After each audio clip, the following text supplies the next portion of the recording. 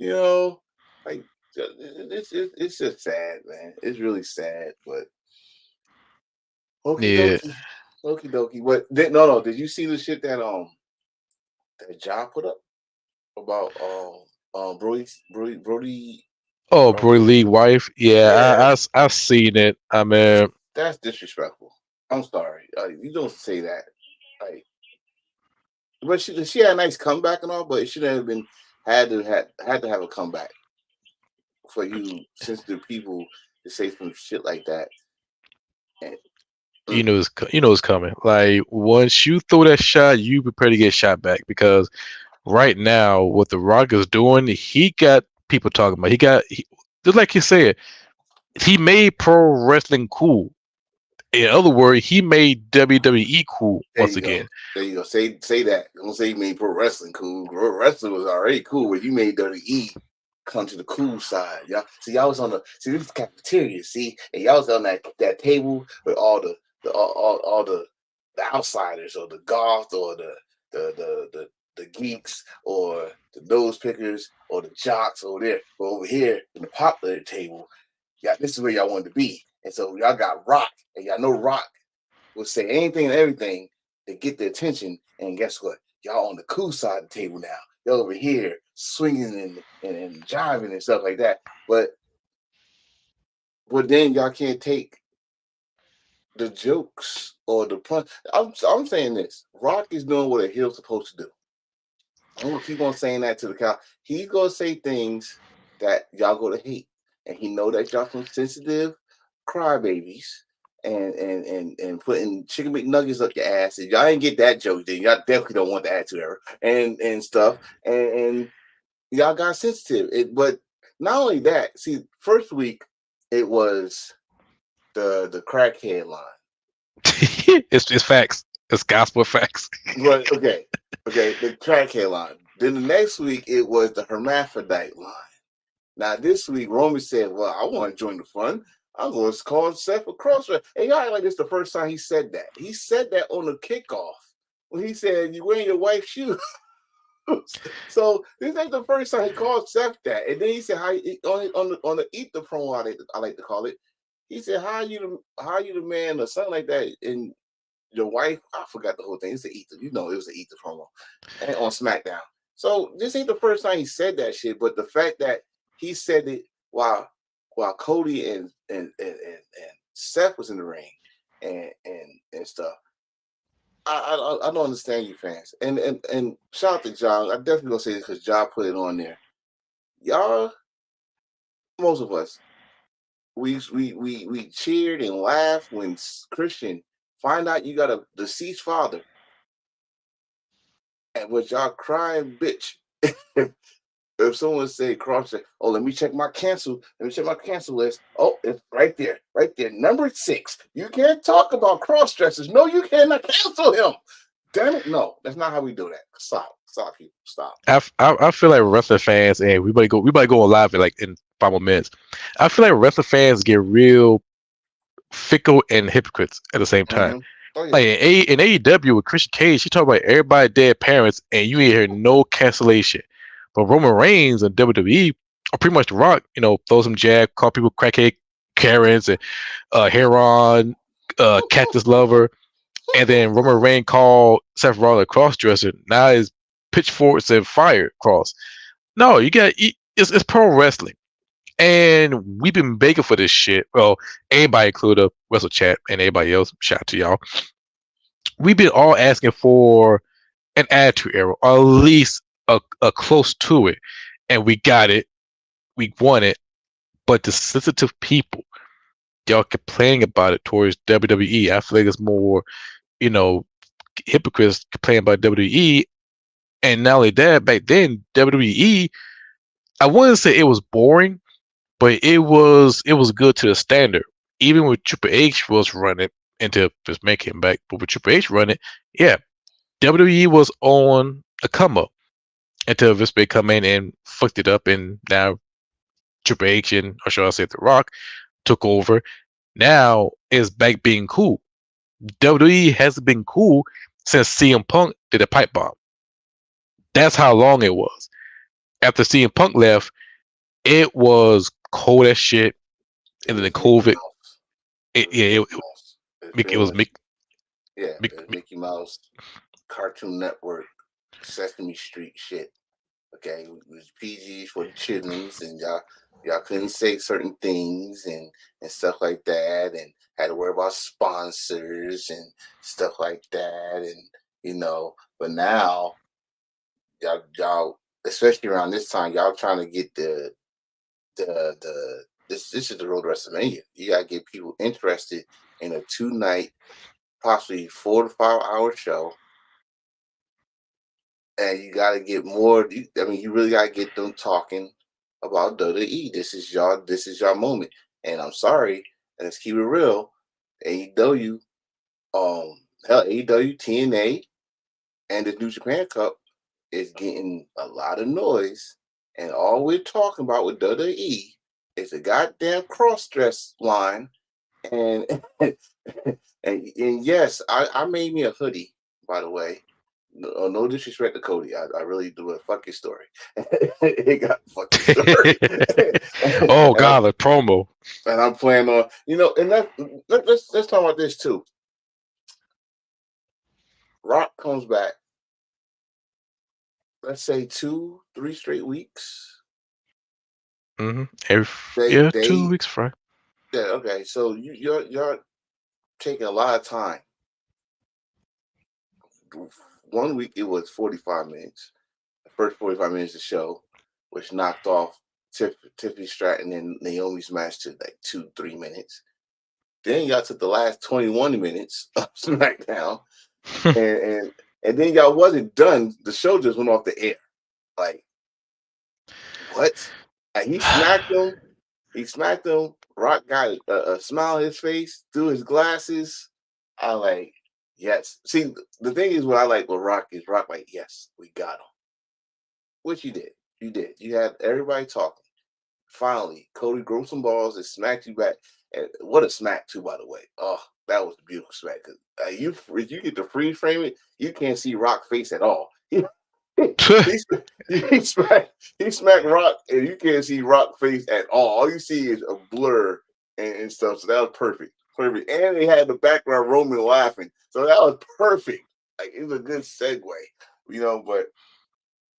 but they gotta do more and not just lean on Rock to keep it going. We gotta get more. We gotta get more invested in Bayley and the damn control angle. We gotta get more invested in what Drew is doing. We gotta get more invested with that title. It's like we forget about they already did that, but still, it's a big moment because we know Drew gonna have the title. But we also got a feeling that it's gonna get cashed on. That's the whole point. Oh, we got to talk about the Hall of Fame too. But that's the whole point about it. Yeah. That's right. We got. This is why I said WWE need to step on the fucking gas. Look at the Hall of Fame list. This gotta be the best so far, best or emotional Hall of Fame list that we've seen. The US Express. That's a question mark. The first two, Paul Heyman and Bull Nakamo. Bull Nakamo. Them two, yes, but US Express is a big question mark. And before I say my piece, let's get the ball rolling. And Marquise, play the beautiful bean footage.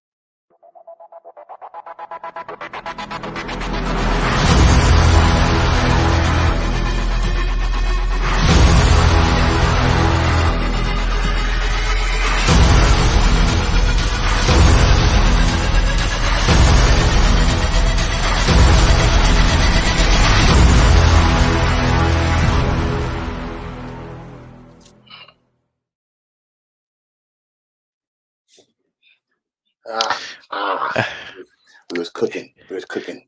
Hello, everybody. This is your boy Dwayne, the people villain, the #1 electrified rebel in the world of podcast, Carmichael. And if you don't like what the fuck I gotta say, I will say this: fuck your story, and fuck your fuck your cornbread, fuck the bed you lay on, Well, we will not and fuck disrespect everything. cornbread. Don't disrespect cornbread. Don't disrespect on Sunday. Not cornbread on Sunday. What are we doing? No, we are not disrespecting cornbread on a Sunday. No, we're not. No, we're not. Where am I not approved? Where am I not approved? Come on. Come on. But therefore, if you're gonna embrace the thirst with no Vaseline. Oh, wait a Go ahead. minute. Hold on now. Oh, man, he fucked me over. Pause. Enforcer, Mr. Attention Getter here. Of course, it is on the road to fuck your story. Yes. But like I was saying earlier, this gotta be. Now you said about the US Express. Yes. Let me say this. Okay. That's Bray Wyatt's father, Bray Wyatt's uncle. So sooner or later they're gonna put him in the Hall of Fame. Now I don't have no problem with that because they did the same thing for Eddie Guerrero. They just didn't make Eddie Guerrero the headliner. Don't make Bray Wyatt the headliner. Just put him in just for put him in. Just that's all. Put him in. Don't need no. In the short amount of time that Bray has been in the business, that's Husky Harris, Bray Wyatt, Ear the Worlds. You got the whole world on hand, the Fiend, and whatever Howdy situation is memorable. He made moments, so put him in for the love of God. And if you put him in, guess what? Automatic life contract. Whatever you make from that, give it to his children, please. But with the US Express, I see where they're going with this because you got to give some love to people that was in the first ever WrestleMania, and this is the 40th anniversary, not the 40th year, the 40th anniversary of WrestleMania. Well, not the 40th anniversary, the 40th WrestleMania, the 40th anniversary will be next year. So you gotta give respect for those that have been in the first one that's not in the Hall of Fame. And guess what? They are the first team or the first match that changed the title in WrestleMania. They won the tag team titles at WrestleMania. They was the first ever wrestlers to change titles that changed hands at WrestleMania was the tag team titles, which was US Express. But what no one's not talking about is Barry Windham is about to be a two-time Hall of Famer. And he's not in by himself. Like, he's a four horseman. He won it as a four horseman, and he's going in as a US Express. But damn it, Barry should go in by his damn self. That's the point. Like, I was driving, driving home. I think to myself, like, when I see Mike, all I see is IRS. I see him, Money Inc. with him and Ted DiBiase, former WWF Tag Team Champion. And you look at Barry Windham, you see him as a solo performer and part of one of the most greatest influential stable of all time, the Four Horsemen. And if them two come in as solo separated, I think people will be happy about it. I think IRS, or should I say Mike, as a career as a whole, carry more weight. Like, he was a former WCW, multiple single champion, a tag team champion, and of course, former tag team champion. Of course, he made his mark during the 90s and during the New Generation era. Barry Windham, of course, NWA, WCW guy through and through. And if you put the two guys as a solo performer, I think the fans will be okay, and they want a tag team who truly deserved it. I'm not saying the US Express don't deserve it. I mean, they deserved it in every right. I would not put them in this Hall of Fame. I'll put them in next year if they go to Minnesota, which that makes more sense. But if I choose a team that deserves to be in the Hall of Fame, of course I'll put in, like, Demolition or Eliminators or Then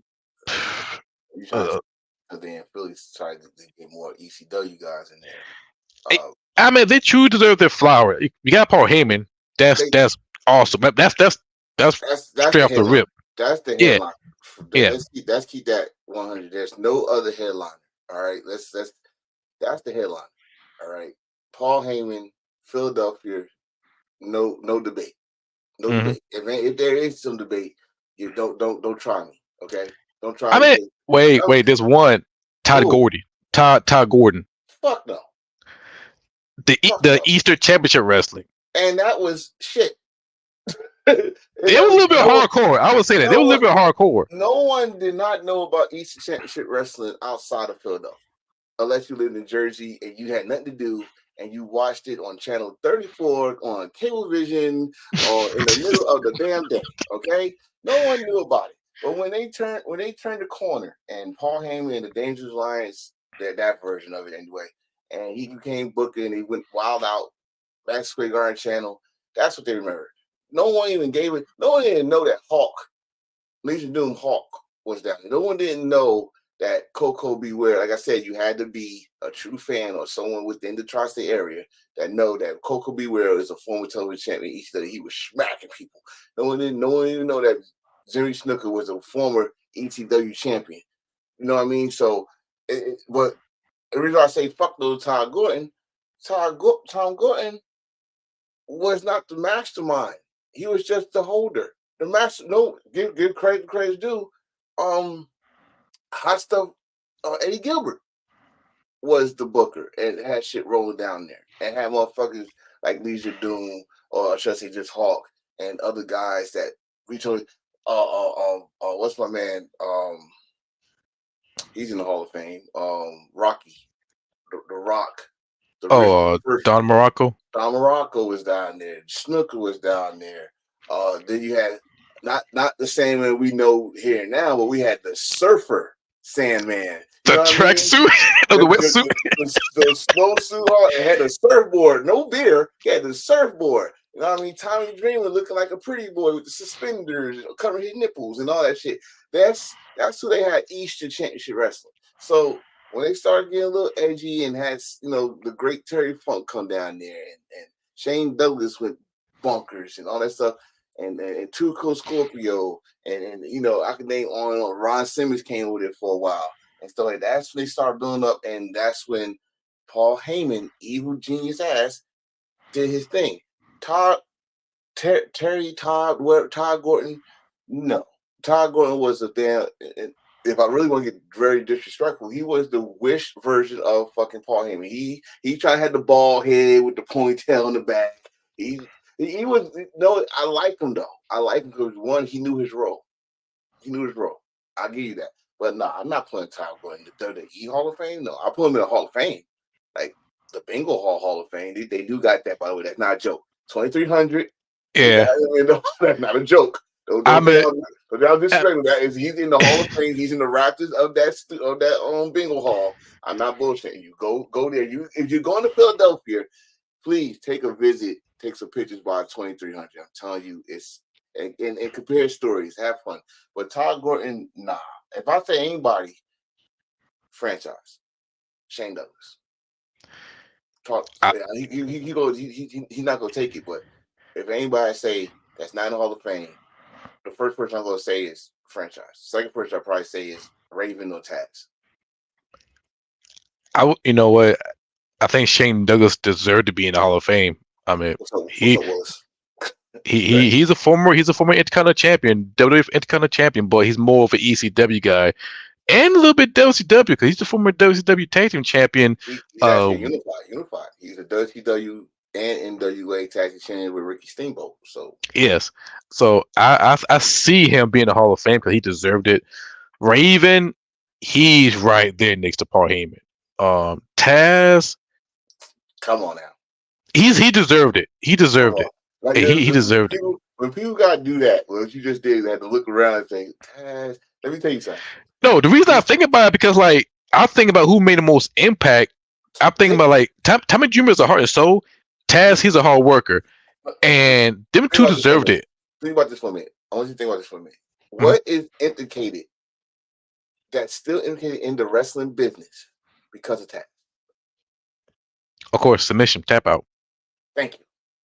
Now tell me something that's still in the business because of Tommy Dreamer. Good storytelling, rival. Are you kidding me? But Tommy Dreamer, No. You saying storytelling like that was like they invented the shit? No. Give me Raven, all right. Raven, If you gonna say that, then fucking Cody, you the new Tommy Dreamer. bullshit. Okay, then. So No, the reason I said bullshit because Cody Rhodes, his come up is like more different than Tommy Dreamer because Cody Rhodes, his path was I wasn't easy, but it was a little bit shaky. There was a moment that you know what, Cody Rhodes deserved to become the World Heavyweight Champion, and when he left, his path was so much appreciated. He won the NWA World Heavyweight Champion, just like his daddy. He joined the Bullet Club. He was well loved, well respected. He joined the NWO. That too. There you go. I mean, but if we gonna do the comparison, everybody know the Bullet Club is the fucking the new version, the new generation of the NWO. Let's keep. To be honest, I never see NWO and Tekken. Let's keep it true. Okay, so that's cool, but we ain't had this type of shit back then. We had Tekken, but we couldn't put people in Tekken. Remember, like Tekken only had like 6 or 7 characters back then when the NWO was like this is the shit in the first one. Okay, and they looked fucking like Minecraft or Roblox back then. You know what I mean? That was in the 90s back in the day, exactly. and we was appreciated back then. But okay, matter of fact, let me tell you something. All my people in Japan. Shout out to the military people. I got this one game. I know it's off topic. We're gonna bounce back. There's one game. It's called Fighter Megamix. It's for Sega Saturn. If you beat the game, you unlock a goddamn Daytona USA car. You fight as a goddamn car. If you play as a goddamn Daytona car, you could put any wrestlers from the NWO. Just saying. But what you just said was like pretty much it's just let's keep it real. Let's keep it true. Okay. They was Bullet Club NWO, and they even say themselves, y'all haven't seen nothing like this since the late 90s, which was the NWO. They went to Japan, they made the NWO Typhoon, blah. So what the difference is the Bullet Club started in Japan and made them a group here in the States in Ring of Honor. So it was like a reversal, you know. But my thing is with Tommy Dreamer. Do Tommy Dreamer deserve to be in the Hall of Fame? Yes, he do. I'm not going to deny that. But to say that we talking about just impact, I will always put Taz. Definitely put Raven, but Taz. I mean, if anything, if you go put Raven in, you got to put Tommy Dreamer in. Yeah. Sure. You go put Tommy Dreamer, you got to put Raven. But Taz was a different breed. Taz was legit. When I say legit, I mean Taz was. If I see that motherfucker in the street, I know something about to happen. That motherfucker used to walk like this. Like, first of all, Taz didn't have no neck. Like, remember, he broke his neck, so now he has no neck. And he walked like this, with a fucked up face. And we're talking about Philadelphia, so you gotta have mean face, and it's dark. Something about to happen. Like you got, like you know, you watch a karate film, and that one person that don't move the whole time while everybody else fighting. Something about to happen. Keep an eye on him. Something about to happen. And you know, that's was to me legit. And then the motherfucker was the badass. Like, yo, he talked his shit, did legit shit. That's why everybody loved him. Then he kicked your ass, and he had the best fucking catchphrase that people need to respect. He said, "Beat me if you can. If you can survive if I let you." No one talking Goldberg. Who's next? Stone Cold. That's the bottom line. Rock if you smell. Fuck that. Beat me if you can. Pause. But survive if I let you. That means I got a choice. Me to let you survive and go see your kids. Me. I believe that shit. You know? And all those suplexes he was doing. Y'all call Brock Lesnar Suplex City. Well, the fucking first president or the mayor was Taz. Fighting. Yeah, for sure. All Taplex, Taz Mission, T-Bone Taflex, like come on. And plus, he was on 2 different ECW video games. But yeah, so Taz deserved to be in it. Hell, if you really want to get deep on this shit, I know this person ain't gonna be in the Hall of Fame, but we gotta put him in. It's a must. New Jack. Well, I'm gonna tell you right now, if they do that, then you might as well make the whole Hall of Fame about ECW. That's what we talked about this last year, Yeah, and and I'm saying this shit. I hope I repeat myself. If you go and do that, you better put the whole ECW on there, because might as well. But don't do it because he passed away. I hate when y'all do that. No, do it because he deserve it. Do it because he deserve it. Now, I know somebody that's gonna watch this probably now in the future. If you put New Jack, I know they're gonna say, "Oh, he was just violent. He was just it's wrestling. It's not ballet. He was legit." Everything he said, I believe him. He was locked up 3 or 4 times a year. I believe him. Till y'all see his man about to kill people. I believe him. Okay, he beat up an 80-year-old man on his last match. Beat the living shit out of him. And guess what? He could have killed him. You know what? I believe him. So he threw somebody off the sky intentionally to kill him. You understand me? So and we all got the DVD. Free fall. He threw his ass like, no, I wanted him to land on the floor. He said, the rope saved him. I was trying to throw his ass fast on the floor. It's New Jack is that's a whole different conversation, and to be in the Hall of Fame, that's a whole different conversation. I don't think a lot of people want to talk. They don't. They just want to listen. Like, convince me. Okay. If New Jack can't be in the WWE Hall of Fame, he got to be in the Indies Hall of Fame, right next to Briscoe Brothers. He's in the Hall of Fame. He's let me play this. They again, just like Todd Gordon, New Jack is in the rafters of the Bingo Hall or ECW Arena or whatever the fuck they call it now. 2300. He's there. Okay. I don't. Now if I keep it 100 with you, New Jack is never going in the WWE Hall of Fame. And the fact, key opponent, they didn't even recognize him when he passed away. They had Paul Heyman do it on a Talking Smack on the network to say something about New Jack. They didn't even do a 10 bell. They didn't do a graphic, a moment of silence graphic like they did Virgil. They didn't do that. Oh, they didn't do that for New Jack. They didn't do it for Virgil. No, they did it for Virgil. Okay, I'm trying to remember that. I thought they didn't do it for New Jack. Yeah, I don't see New Jack being in a WWE Hall of Fame. In fact, he didn't even work there. He ain't work in no company that the WWE got except for Smoky Mountain footage. I would say Great Muta, but he was at the Hall of Fame. Yeah, he's already in. Yeah, but he never stepped foot in WWE. So but they got all the footage for WCW. Of course, as I said, the only company that New Jack worked for that they got footage of New Jack is Smoky Mountain for that great promo he did about thank you, good job, O.J. Simpson. That's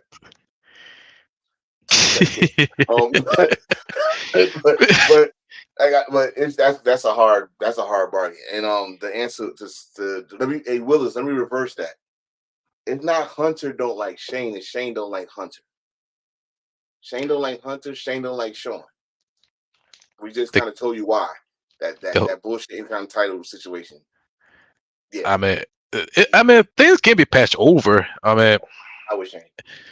They kicked Shane out of the arena when he tried to advertise the House of Hardcore on Raw. He was running back and forth. I know everybody remember that. He was running back and forth with a big ass sign like, "Come see House of Hardcore." They kicked him out. All right, so they didn't take his sign. They kicked him out. So it is what it is. But those are my three. Now you said the Eliminators, which is Perry Saturn and Krotos. I would say that. I would say the Pitbulls. I would say of course I would say the Impact players. I love the Impact players. That's a toss up. That Lance Storm, yes. The Impact was good. Justin was good. Yeah, he's one hell of a good wrestler. I give him all the credit in the world.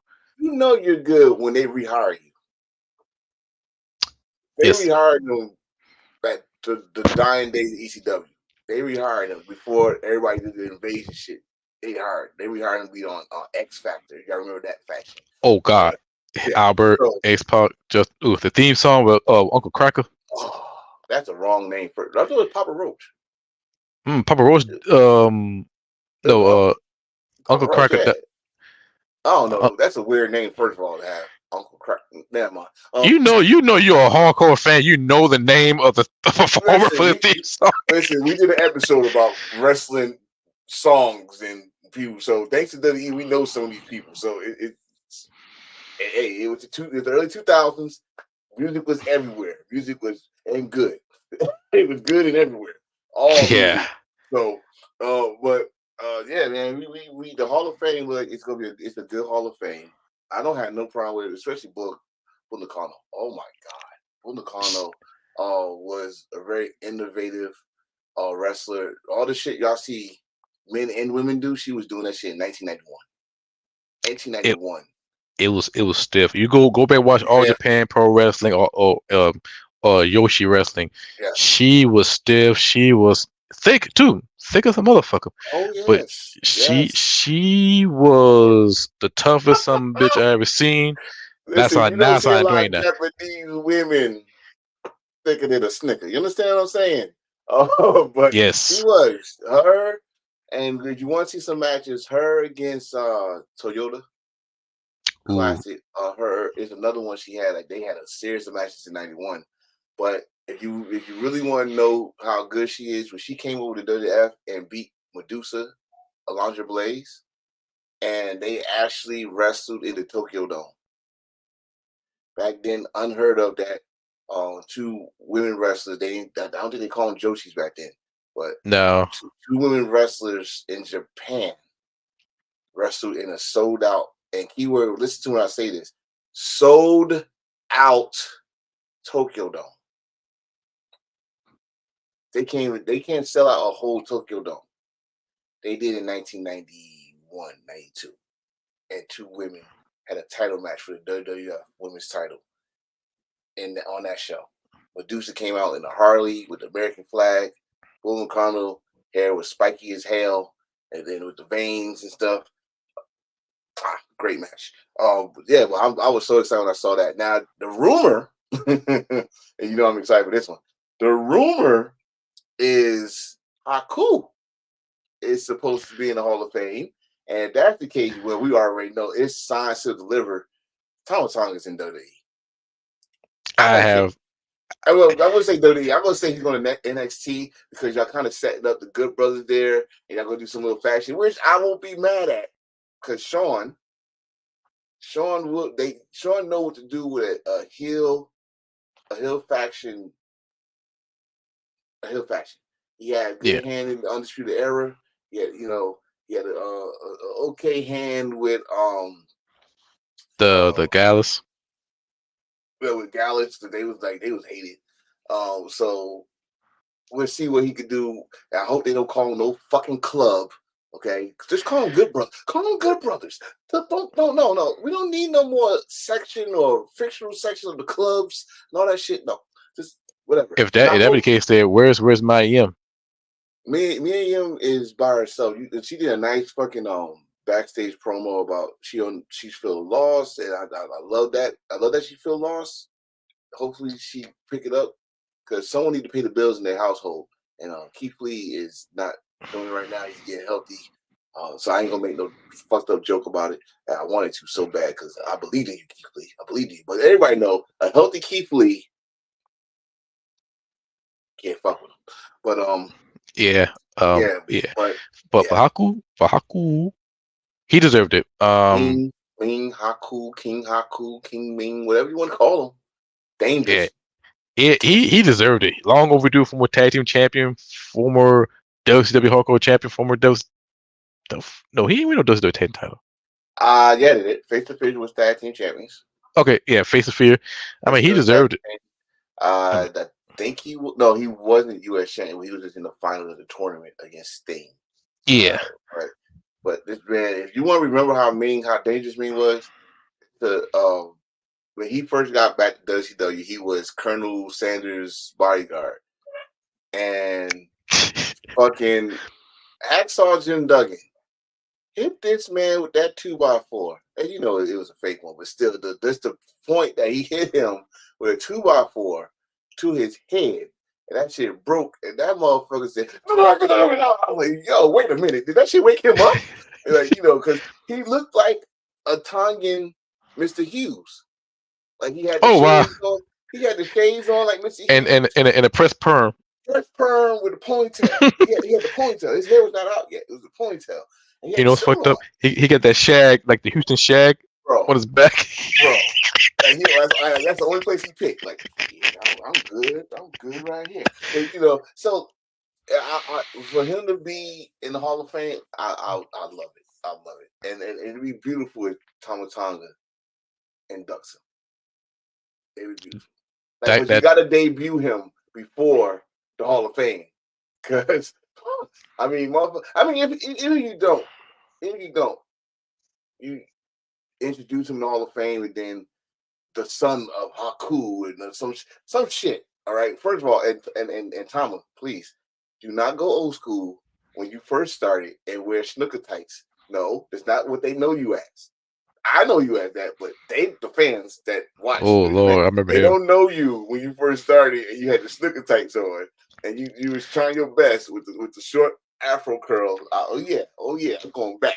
You had the afro jerry curl kit, dry kit, and that shit was like, all that shit. Yeah, I remember. But if he's in, it's not official. I saw the picture. I did do a TikTok, but I like if he's in, that's gonna be cool. That's gonna be cool as hell. But so far so good. I don't know who else. I saw that little rumor list, but I ain't believing shit no more. I'm sorry, I'm not. Dirt sheets or people with these damn pictures putting shit for clickbait until I see it. And that goes for, even though we know she's going to be next, she's going to be there this Wednesday. Speaking of that, let me bring some smoke. I did have some smoke. Miss Mercedes Moné. Oh, and that bitch you talking about? She want to go back to WWE? You know my smoke, don't you? You want to saw the fire behind me. So I see. I want to talk about that shit too. I'm gonna let you talk because yeah. She just told you she's not there for the long run. She's not there to help you make history. She's not there. She's there to help you for whatever, how many years you put in the contract. But she already said she wants to go back. She said she got unfinished business. What unfinished business you got? You are a multi-time champion. You made history.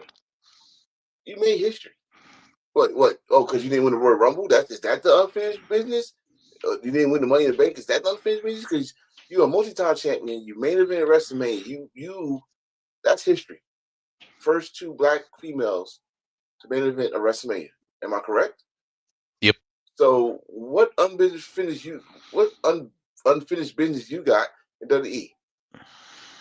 But that's why I got pissed off. When I saw that, I was like, damn, just told the world, fuck you, Tony. I'm here for the bag. I don't blame you. But the fact that you put that out there like that, like the week of you joining AEW, it's common knowledge you joined. You saw Boston, and Boss how it's spelled. We know what that means. So, are you the CEO still, or are you boss? Which one are you coming in as? Because Tony can buy the music if he wanted to. he could buy your old music if he wanted to.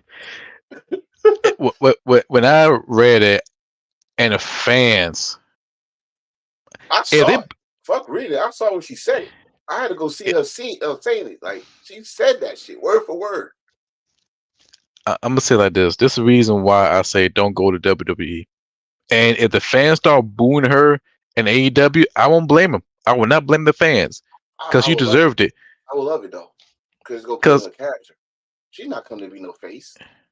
Come on now, Toni Storm's the face. It seems like everybody that's going against Toni Storm, the fans like, we're not booing her, okay? We're not. Fuck you. We're not booing her. She's funny. Titty smack. You cannot boo a woman that think titty smack on TV. You cannot boo a woman that. Oh my God. That. If I say R-Truth is a national treasure, what you think I'm going to say about Toni Storm? She bugs me out. She's a riot. This girl talking about 2024. We go bang all year long. Bang, bang. so listen, she's funny. And we already see the story with her and Mariah May.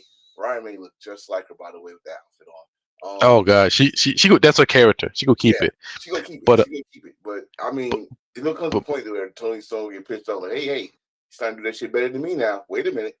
You know, That she goes that's like, that is so, it's going to be a good character. It'll be a good mirror versus mirror. oh yeah, But oh yeah. for Mercedes, for her to say that, it's she become real ungrateful. If you think that WWE want her, let's not forget that WWE rejected her because she want more money, and she got But nowhere. she answered that. She said that was bullshit. She didn't ask for more money. She said she did not ask for more money. She just wanted to know what's the story or what position she's gonna be in. She wants to be equal. I was like, how you walked out? You want to be equal? You ain't do nothing outside the indie, outside to be an equal. I'm sorry, people. It's the truth. She didn't do nothing. She won the title. Okay. But what did she do with it? She had one title defense that she lost it. And then when she supposed to have won the New Japan women's open The strong title, strong, yeah. she got injured. She didn't get to do nothing to be an equal to no one. I'm sorry if that piss off people, but it's the truth. She didn't do what like Cody or Drew McIntyre did. Hell, she didn't do what a Matt Cardona. Matt Cardona got leverage if he wanted to go back to WWE. She didn't do that. Mac Cardona is way too big for WWE. But for Mercedes, on the hand, yeah, That's what I'm saying. She didn't do what they did. Like they made WWE come to them. You went to WWE. WWE came to them. Went to their house. And I'm not shitting on Mercedes. I love Mercedes. I do. She's at the Anime Awards for Megan Thee Stallion. I love be yourself, boo boo. But you didn't do what these guys did. Hell, you didn't do what Naomi did. Naomi did more than you, and she was the follower. Them okay. I'm okay. I'm her. I'm gonna talk. She made it not main event, but she part of WrestleMania. No, not that. No. She Trinity won the title, defended it on TNA's version of their WrestleMania, which is Bound for Glory. Multiple times, had an outstanding match on her last pay-per-view with Jordan Grace. Mm-hmm. Then left on good terms. Now I know everybody's mad about this because I'm kind of mad because you came back and WWE didn't do shit, but you said put you in the main elimination chamber, and you was the first one eliminated, and then you lost to Tiffany Stratton in 3 minutes. But now they make you feel like a sympathizer for Bayley and all that shit. And I love Bianca Belair what she said. I love it. You wasn't here to see what that bitch did to me. But but it seemed like they about to add something there. But I still say Trinity or Naomi did more than Sasha, and I stand on that. She did. But for Mercedes to say that shit, she may not see what they doing with Naomi. Yes, she won a TNA Knockout Women title. Once you come back, they treat like shit. Let's keep it real. And what do you think they will do the same thing to Sasha Banks? They go her title. Everybody that left, they petty. You know this. WWE petty. You left me to do what? Oh, let's see if you really want this. Unless you are what's the word they like to say? Needle mover. Unless you could do something that they can say, oh, we're gonna put you in this position now. And you not that. Look at Andrade. No pop. No pop. You can go all the vignettes y'all want. That was the quietest. It was quiet as hell in Houston or San Antonio. Where the fuck they was at in Texas. It was like he came out. The same shit he did. Okay. Until the match started, they was ooh and ah. When you're a good performer, you could do that. But they was ooh and ah. When you come back after the way y'all left. Shit, I was surprised Naomi got into the elimination chamber first of all, but y'all left. Petty. Yeah, it's a new regime. Okay, cool. But some of these people that's still there, remember. And they got taught by who? Vince McMahon. Everybody that do that, everybody that leaves in a bad, you can say y'all left in a good time. No, y'all didn't. And I'm still waiting for Michael Cole to apologize to Naomi, by the way. But That'd be a long ass time. It's like me saying that Dallas Cowboys going to the Super Bowl. That shit ain't gonna happen. hey, I'm on the lead. What else we got on the table? What else we got? Well, we got the New Japan Cup bracket, and also we got the WrestleMania moments, and of course the promo. The promo. That's the way you said it, the promo. Yes. Okay. So yeah, I'm listening though. So pretty much, I guess we could talk about New Japan Cup. New Japan Cup tournament has just started like a couple days back. I've seen my boy David Finley. He moved forward as he defeat TJP in the match. It was one hell of a good match. Who else? We see. I'm trying to remember all the names of the winners. I know Kenta, he lost in that match.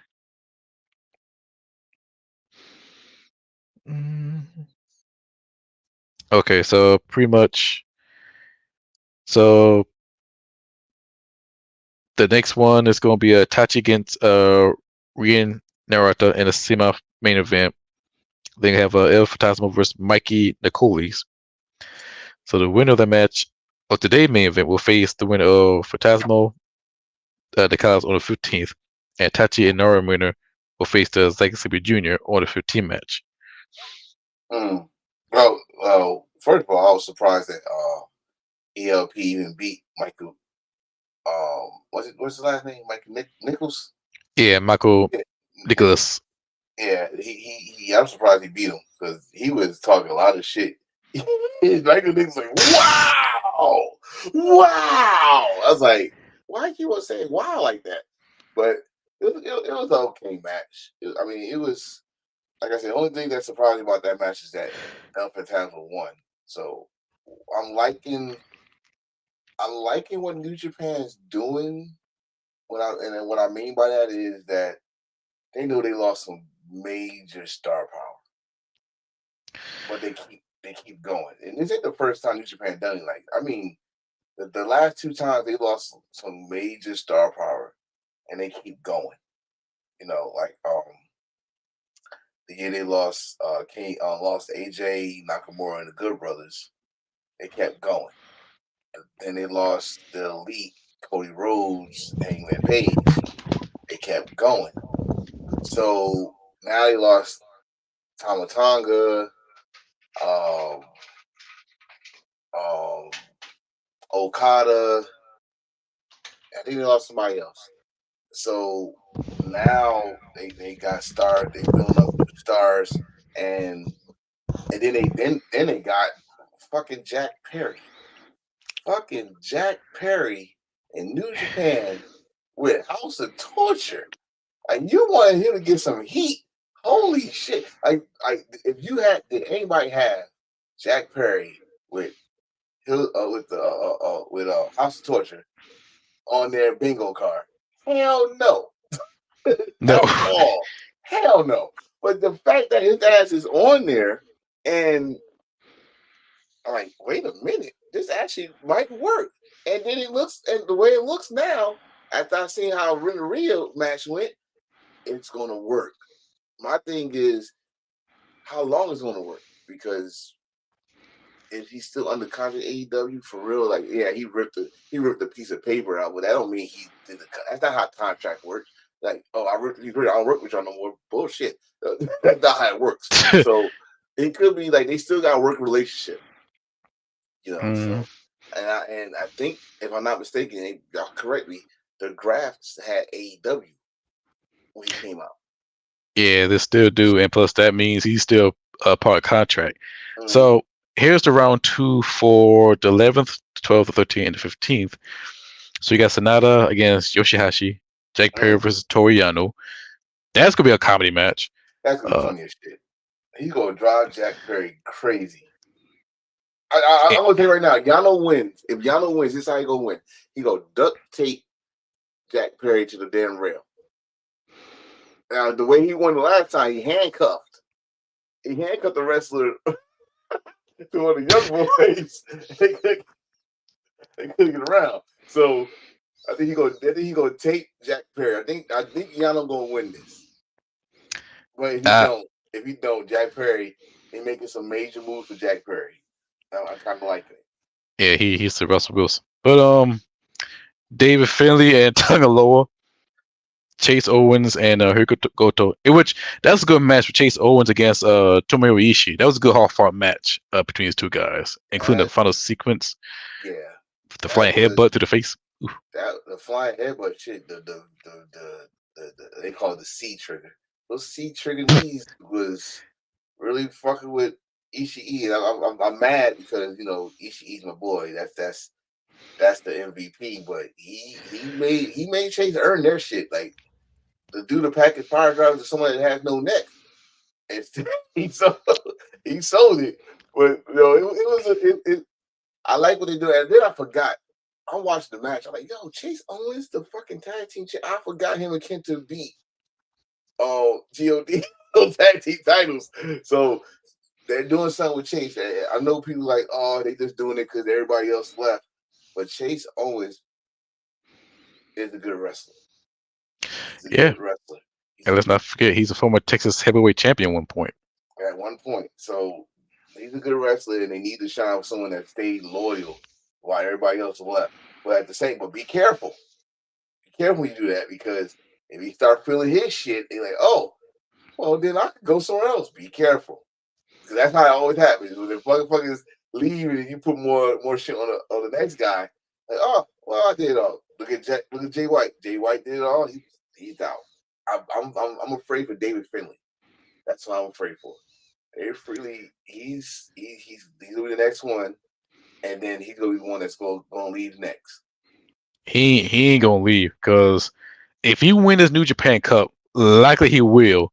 I hope not. Why not? I hope not. He's on his. Like I just said, he's gonna fall into the trap they did like with Jay White. They go to put him in. They're gonna make him the guy, the head Gaijin baddie, and then you gonna put him in the spots of being a global heavyweight, he said he's not going for the IWGP title. He said he's going for the global. He wants that belt back from Nick Nemeth. And the last time I saw somebody do that, first of all, was Nakamura. Nakamura won the New Japan Cup, and he went to the kind of title. He's like, fuck that title. I want my title back, Tanahashi. And I don't want him to fall into that trap. Like, yo, they put all the eggs in the basket for you, and then you get big headed and say, oh, well, I did all I could do in Japan. Now let me go back to the States, a la AEW. But slim, very slim, very. Hold on, I need a piece of paper. Hold on. Very slim chance of him going to WWE, but Oh God, damn! No. That's why I said slim. And the only reason, if there's a chance, the only way he gonna get back is if his daddy go back to work there, and I don't see his daddy go back to work there. If he still work there, I haven't seen Finlay back there. So no.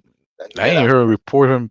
I ain't even heard a report of him in the WWE with helping out women's. That's what he's known for, is helping out the women division.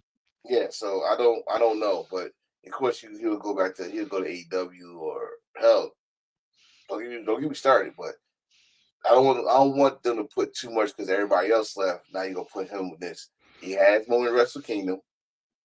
I think he should have a good shot. I think he should be in the semifinals, if not the finals.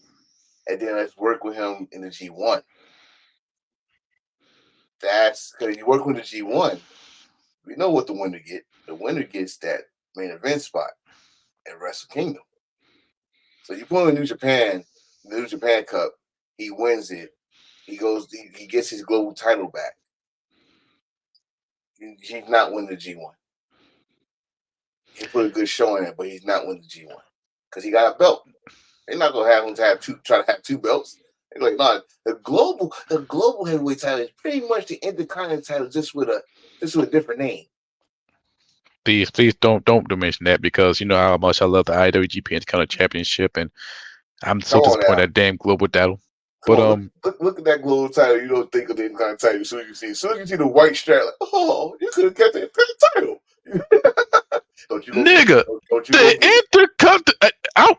I'm looking at the true Intercontinental title behind you right there, the white strap right behind your head there. I'm looking at that one. And I know the one you got because that's the one I want. The IWGP Intercontinental title. Trust me, I'm coming to Columbia. I'm gonna take a picture with that belt. But it's gonna Yes. be it's gonna be. But every time I see that global title, I look at it like I could have kept the Intercontinental title. God damn it, shit! You're gonna get another damn white strap belt. You could have just brought that back. But that's here today. You know. I wish, you know what, to be honest, I wish they had destroyed the US title and just keep the title. They though I'm glad they did it because it's funny. It's funny now when you look back to it. They used a cartoon mallet to destroy. That's some fucked up shit. Okay, let me put my iPad down. Not my iPad, my tablet down. It's no. Think about it. We was all come on, especially me and you. We was pissed the fuck off that he fucking smashed not just the US title, the UK title too. But then I think about it, they used the most cartoonish shit. They used a big ass fucking mallet. And I'm glad he had perfect accuracy on that shit. Because if he would have missed, I'd have laughed my ass off. That would ruin David Finlay. But when he destroyed them title, I'm like, why? And I'm thinking, okay, they might bring back the prestigious IWGP Intercontinental Championship. And while I saw the global title, my heart sunk. My heart sunk faster than the Titanic. My heart sunk faster than the Voyage. That's how bad it was. I'm feeling like I'm not adding to my collection. And I'm starting to think like, damn, don't tell me don't tell me that the New Japan World Television title is getting more prestige than the global title. Because that's the way it look right now, and I'm not getting it, but it look more prestige. Now, I'm late. Shit. Shout out to Jaquez. I don't know why that shit didn't show it, but Jaquez is on here. He was on here. I don't know if he's still on here or not. Willis, from my end, I see that. But yeah, I'm sorry, bro, but I was heartbroken, and I'm heartbroken every time I see that damn belt. yeah, I am. It really is. But also let's get back to the New Japan Cup. Evil against Hikuleo at the Hikuleo defeat Ole Bulletin. Good match. Shingo Takashi against Gabe Kid. Tota Tishuji against El Fantasmo. Yes. And Renee Narada against Zack Sabre Jr. I'm gonna give Yoda his fucking due. He went ham with Jeff Cobb. Him and Jeff Cobb was a good fucking match of two Hoss. I ain't gonna say meat because Yoda is like he's huge, but he's not Jeff Cobb weight. So, but it was a good match. Like I said, Renee Eula or Renta, whatever the fuck his name. He's really embracing this heel. That boy looked crazy. Like he didn't even sleep for weeks. But because he's evil. Well, he pulls House of Torture, so I guess. I mean, they look like they share eyeshadow, but I kind of feel bad for Tai Chi because Tai Chi kicked that fucking push up over, and he sold that shit. He sold that shit like he broke his fucking foot kicking that damn thing. But it was a good show this morning. I mean, I think that's the first one I saw live since the anniversary show. So everything else I had to watch and I came home from work.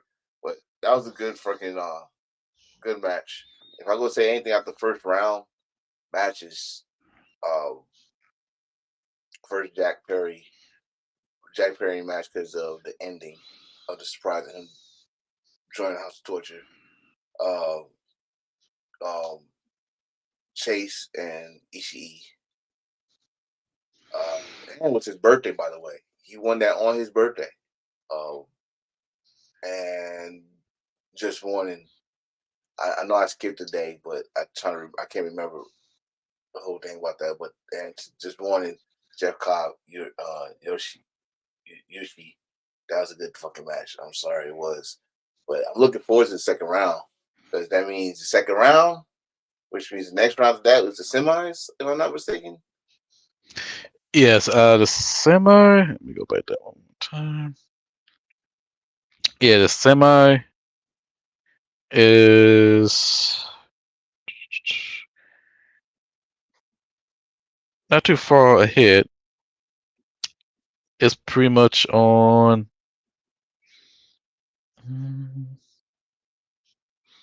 The semis be on the March 16th. No, the semis on the March 18th, and the finals on the March 20th. Oh, So damn. shit, that's Damn, 2 weeks. that's 2 weeks. No, that's 1 week. Right? What's today's date? Today's the 10th. Oh yeah, 2 weeks. 2 weeks. Well, within 2 weeks, because next weekend is the St. Patrick. 16th, 17th. So Uh, yeah. Okay. But this tournament this tournament is surprising. There's a lot of new faces in the second round. A lot of new faces. So that's good. But I don't have a guaranteed winner. I really don't. oh, I do.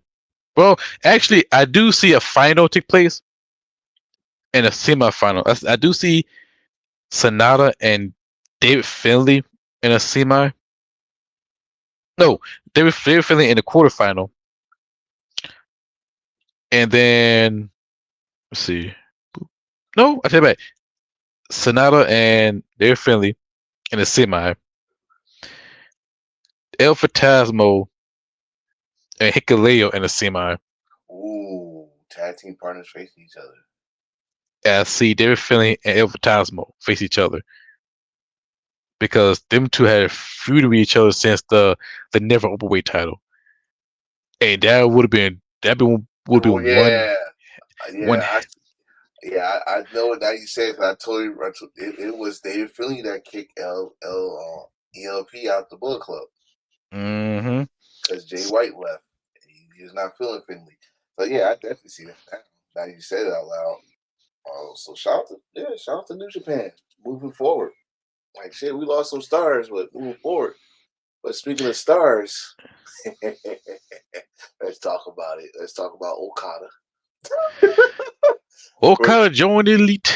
Wednesday and Friday was the most funniest shit I ever saw in my life. He came out. I had a feeling. he was gonna get Eddie Kingston, just because the history. Like he's not gonna attack the Young Bucks, knowing their history. They met into TNA and all that stuff. It was Okada that helped the Young Bucks get to New Japan and blah blah blah. But the collision. I saw the collision. Man, I swear, the fact that they suspended Hangman and then fired Kenny Omega from the Elite, by the way, was fucking funny as shit. And then they faced these three jabronis on Collision. The shit that came out of that, you have, shout out to Penta with the Venom mask. I love that mask. Oh yes. Eddie Kingston coming out, so it's guaranteed on was it Dynasty? Yeah, the new pay-per-view. Yeah, we gonna see Okada against Eddie Kingston, for the Continental. I know it's gonna be for all three belts, but for the Continental belt, because that's the only one Okada care about. That's the only one he picked up. He ain't picked up no other belt. He picked up that one. He want that one. But to have Pop come back after I don't know visa issues or injury, whatever it was, have him come back and wreck shop. And shout out to Okada for taking those for selling. Okada is a rainmaker, so you fucking kicking Okada like that. What the hell wrong with you? But he just kicking Okada and doing all this stuff. I love the idea. They doing big business. We gonna see Okada again wrestle. And anybody never saw Okada as a heel, put his personality that he already do now, but his asshole level is gonna be up 100. If Okada take the title from Eddie Kingston, one, I'll be happy. Mm-hmm. 2, Eddie Kingston got a open path either for a rematch or gunning for the AEW World Champion. But for order for him to do that, he got dropped the Strong title and the Ring of Honor World Championship. Even though that's a hard thing, I can see that as a hard thing for Eddie, but for order for him to be the next AEW World Champion or be in that title pool or break the ranking, which I don't know if people care about that shit or not. I definitely see Eddie Kingston being next AEW World Champion. I would love to see Swerve. Don't get me wrong, I love Swerve. He deserved it. But Swerve first. yeah, Swerve, Ospreay, then Eddie Kingston. I wouldn't. I would. Like I said, if Swerve getting the title match at that's what Dynasty. I want to say Dynasty. I really don't. I really like it more at Double or Nothing. I really wanted that Revolution because that's where he came in. It would make sense. He came in that Revolution. He finished his story, wink, wink, at Revolution. Yeah. But Double or Nothing is to me. I know everybody keeps on saying what's AEW's big show. To me, their WrestleMania is Double or Nothing because that was the first pay-per-view, right? Mm-hmm. And I think he should win it there. Now, when it comes to Ospreay, of course, it's a no-brainer. But if you do that, that makes Swerve's title run short. The no-brainer is all in. Would that make some more Joe title reign sorts if Swerve would win that title back in Revolution? Well, this is the thing. Samoa Joe in his history of titles, he had one of the longest, which was in Ring of Honor, and he also had one of the shortest, which was in NXT, which was the second reign as the NXT champion, which was one of his shortest. Now, anything before then, I don't really know what was the shortest between then, but I don't think Samoa Joe gives a damn. Samoa Joe's a businessman. Samoa Joe do business, and if it's good for business, Samoa Joe will do it. So if he gives Swerve his one-on-one, which he should, because he's not the one that got pinned, he's not the one that got tapped out. He'd be Double Nothing. Now, if he would have lost it, the Revolution, it wouldn't have made sense in the story. It wouldn't. I think Swerve should have a one-on-one, not no triple threat. But then, like I said again, we're talking about what, June? June, that's when Double Nothing? I think in May. Okay, May. You're talking about probably May, let's see, June, July, August. 3 months. A title reign for 3 months. And then you go possibly put Will Ospreay over at All In because it's the big numbers. It's 80-some-odd thousand people. I don't care what the real number is. It's rounded off, people. 80,000 people is going to be in that stadium. Will Ospreay, the homeboy, the hometown kid who used to do backyard wrestling, is about to be in the main event at All In. And I'm not saying it because it's not official, but come on now. Tony will be stupid not to put trying to make a way for him to be the main event in his hometown. I think, you know what? I just thought of something. I would have Swerve keep that title. Ospreay, Okada, Continental title. I'll go for that. Because I think the last match they had, I think Okada beat Ospreay.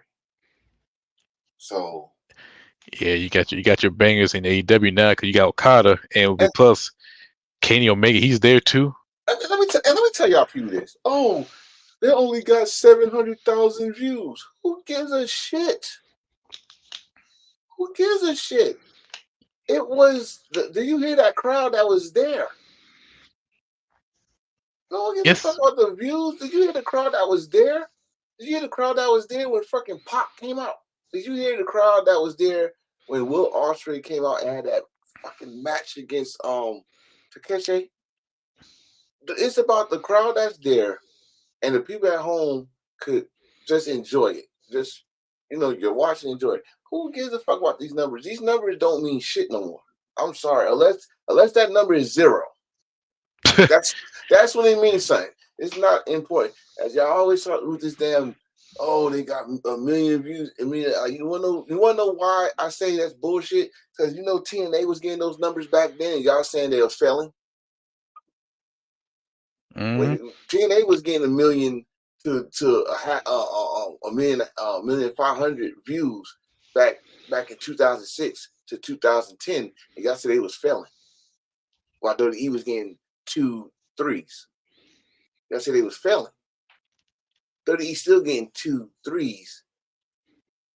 Or I should say 1 2s now. Y'all saying it's succeeding.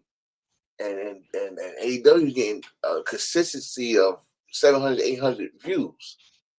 800,000 views. So, and again, you got to also put this in perspective, people. There's wrestling every fucking day. I don't have to watch it live. I ain't watch Collision live. I watch it at 12 o'clock at night. I miss Collision. I watch UFC. I did watch UFC. I should. I mean, I got ESPN Plus, so I could. Yeah.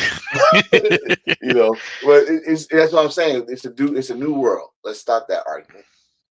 But I know if y'all do stop that argument, y'all go and look for a new argument and something new. So I guess I'm just wasting my breath by wishful thinking. But at the same time, man, it's good. And another thing is, and I hope Jai, you still watching. But people like to bring up the WWE fumbling these free agents. I wouldn't say they fumbling. I would say these free agents making the right business move for themselves. I wouldn't, me personally, and I've said this a million times, I wouldn't give a fuck where they go as long as they happen. Look, AEW got Will Ospreay, Okada, Mercedes Moné coming soon. WWE got Tama Tonga possibly coming in. Okay, I say possibly because we still, even though they say it's fine, Sansa delivered, I ain't seen him yet.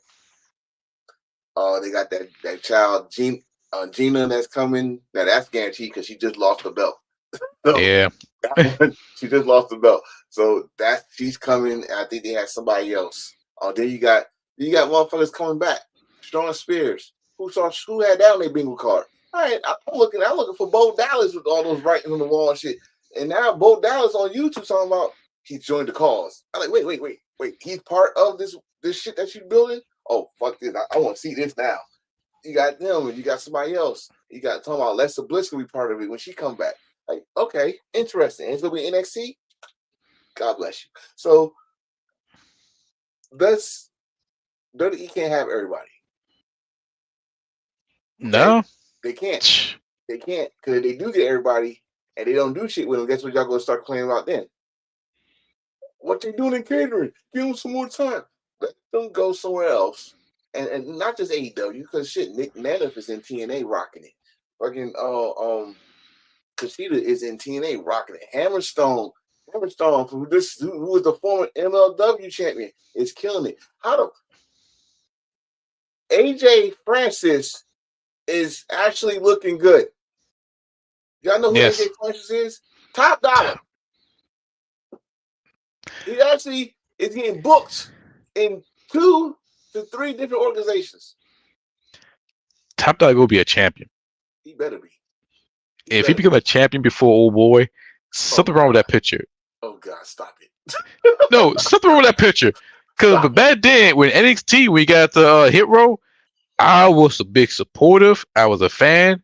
I defended from a different podcast to another. But the moment Swerve left, it's kind of like, hard. And then Top Dollar, he flipped over, but turned to find out it was a health issue because his foot got the diabetes, sugar blood, whatever. And after that, he bounced back. He looked fresh as fuck. And now he's on GCW, on TNA. He's everywhere. You bring your black ass over here, guys. I'm sorry. People, when I hear that, I'm thinking of that commercial, and then I think Family Guy made fun of it, and that's why I start laughing. So I don't want everybody to think I'm making. It's Family Guy's fault. Family Guy's fault. Oh. It's Family Guy's fault. It's Family Guy's fault. I swear to God. If y'all go back and I think it was Stewie's Adventure or something like that, and he came out. I was like, yo, they make it. I do talking about, but But yeah, but AJ Francis, he do the good thing. I do see him become a champion, but for him and TNA, I see him be like a divisional champion. yeah. GCW. I don't know. I don't know about world champion, but they got any mid card title that that can help him elevate. Go for that. I just need him to stop thinking he could do some of this stuff. Okay, you can't do a shooting. You can't do a what's that? Oh, the Spanish Fly. You can't do a Spanish Fly. Stop it. Okay, he tried, and even though the moves still look devastating, it's him. It still look devastating. He was trying to do a Spanish Fly, people. All right, don't try to take up for him. He was trying to do a Spanish Fly because y'all motherfuckers want even the big motherfuckers to do that shit. It's not work. I know I sound old. I know I sound old as hell, and I know I sound like Jim Ross. But goddamn it, some of you big motherfuckers don't need to do that shit. It's scary as hell. We already had Lance Archer. Almost broke his damn neck trying to do that shit. And then he's still doing this shit. Like he didn't learn shit. But I ain't gonna tell his Texas 7-foot ass that because he ain't gonna choke slam me and say I'm one of those that everybody gotta die shit. No, fuck that. Well, all you gotta do is ask Success. She got the Pillman 9mm. If you know, you know. I hate you.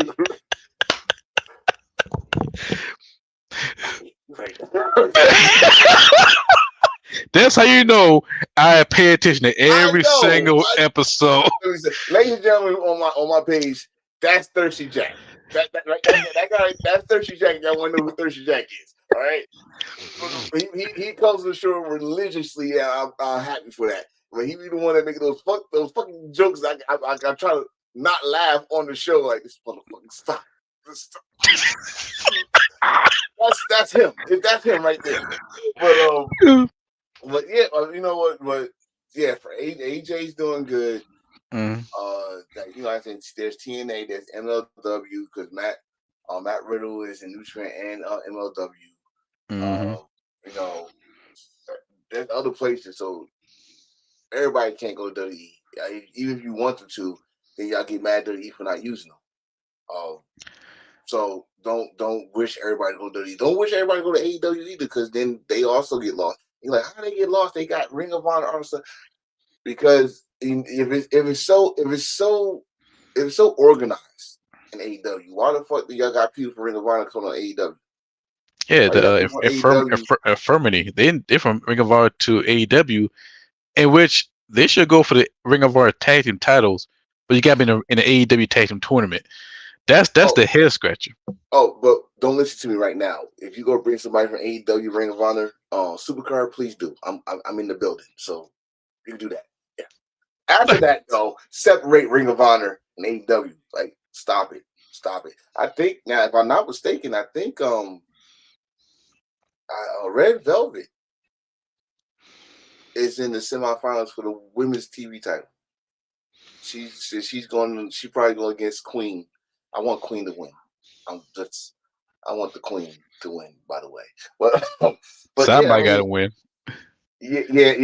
Oh, yeah, Maestro. Yeah. My sister had her 9mm, and she was filming 9mm. But we can't do that. She tried to get me kicked off of YouTube. But we can't do that. We can't do that. So I love her to death, though. But yeah, I mean, there's a lot of free agents out there. They chose to go where they wanted to go. Let's be happy that we get to see them and move on. If they don't get used, that's not their fault. That's the booker's fault. Okay. Right now, people are being used. Once they show on TV, they're being used. It was a bad thing. Now let's keep this 100. Let's talk about AEW. They have a dope ass debut. Give it 6 months. They rarely use. They got better with that. Fizzle. Right. They got better with that. They find something for to do, or we just go put them on and just have a match. And I know a lot of people don't like that shit. Oh, they just put on any match. I'd rather have any match than not be seen at all. I mean, back then we had AEW Dark. It was working perfectly fine. Like Sunny Kiss against Joey Janelle in a street fight. They I, dropped the ball with that storyline because it could have went somewhere with it. it could have went somewhere, but again, being on YouTube. But see, the reason I had no problem with it because that's the perfect place. If you miss the show, you can always go back to it. That's the perfect AEW Dark Elevation NWA was a perfect example of if you miss the shit live, you go back and watch it. No streaming service. It was the perfect example. Now, if you got those streaming services like a TNA Plus, WWE on the Peacock, soon to be AEW, because now we talked to a guy on Twitter. He made sense of why they're possibly going to every month having a pay per view. Get that streaming service going. So I need them to hurry up because I'm not paying $50 every month. Yeah, I thought about that shit. Like, God damn, that's back to back. I'm not doing that. I did that shit back to back weeks, and I was like, "Whoa, wait a minute! Oh, y'all better fucking." You remember All In, then All Out was the very next one. I was like, "Wait a fucking minute!" That's $100 pop. Man, I must really like y'all to do that shit. Like, shit, no dinner or nothing. Y'all just got $100 on me. Fuck, but it was kind of worth. It was kind of worth it, but you know. What's next on the agenda, Star? We get the promo. Let's talk about the Rock promo. I like his Rock promo on Twitter more than he did in the ring because he got more freedom. But the first one, the 20-minute promo, is his best work. Then the Outlaw promo was really, really good. It hit home. But his in-ring was classic Rock, classic 1999 Rock, classic 2000 Rock. And he bring up the gospel. That's the one thing I love about it. I hope that be a new T-shirt. But people have problem with what you say. Plus, the time limit and everything else. And then you got Roman Reigns. He joined in. He called Seth Rollins a cross-dresser, and everybody is in the panties about this shit. And I got Sammy out vagina because he said he's a cross-dresser. Listen, man, don't ever tell me y'all want the Attitude Era back. I said this in the beginning. I'm gonna say it again. I'm gonna say it everywhere I'm doing podcasts or TikTok. Don't ever tell me y'all want Attitude Era back, and that gets y'all mad. That got y'all mad. Okay, we lived through a boss getting his ass whooped. We lived through Braun Payne's matches. We lived through where then almost titties was out every fucking episode. We lived through blood. someone's bitch. We lived through where Rock. If y'all want Rock, y'all want to see Rock really goes back to August 1998. I think it was August 24th, 1998. Go back when Rock they put China on her knees and listen to what Rock said. That won't fly here. Because if y'all mad about Roman calling him crosshair, if you would have heard what he said, God bless her soul, if you heard what he said about China, they put China on her knees, like, that's what you're good for. You know what y'all would have said? Oh, he disrespected a woman. Oh my God in heaven. I don't know. I think you know what? To be honest, when I look back at it, it could have worked. Depends on what time. What time it is. Like, if he would have said it at 9 o'clock or 9:30, you could get away with it because most of the shows, like Mayans, or any HBO show. Oh no, I take it back. Wrong example. No, FX. No, you're right. Mayans, Sons of Anarchy, like when that shit was on like around 9, 10 o'clock. Yeah. Butt ass naked. Yeah, like that. If you do it with WWE, that's a damn shit with the old boy too. Stab him up like that. But anyway, bro, like we do the whole show about. Oh shit! Yeah, matter of fact, a crossover. But anyway, but for real, but if you do that at a certain time, like back in the day with the Warzone, you could do whatever what the hell you want to do. Mm-hmm. But with the Rock, where you say the China '98, you could say that. If you could do it right now in modern day era on SmackDown or Raw and that time period, you could get away with it, and you get an inklet, little crumb of people may bitch about it, but people like us, and we talk about WWE, is a good look for them. Yes, it made for the kids, they want the toys, blah blah blah blah. But Man, it's listen, man. good for them. It's not with 98. Now, granted, I was 98. I was going on 17. I was going on 17, 16, 17 going, and it's the same thing. They had action figures. We had video games. You know, it's the same thing now. They got the WWE 2K24 out. Shit, possibly the best they had. What are you doing?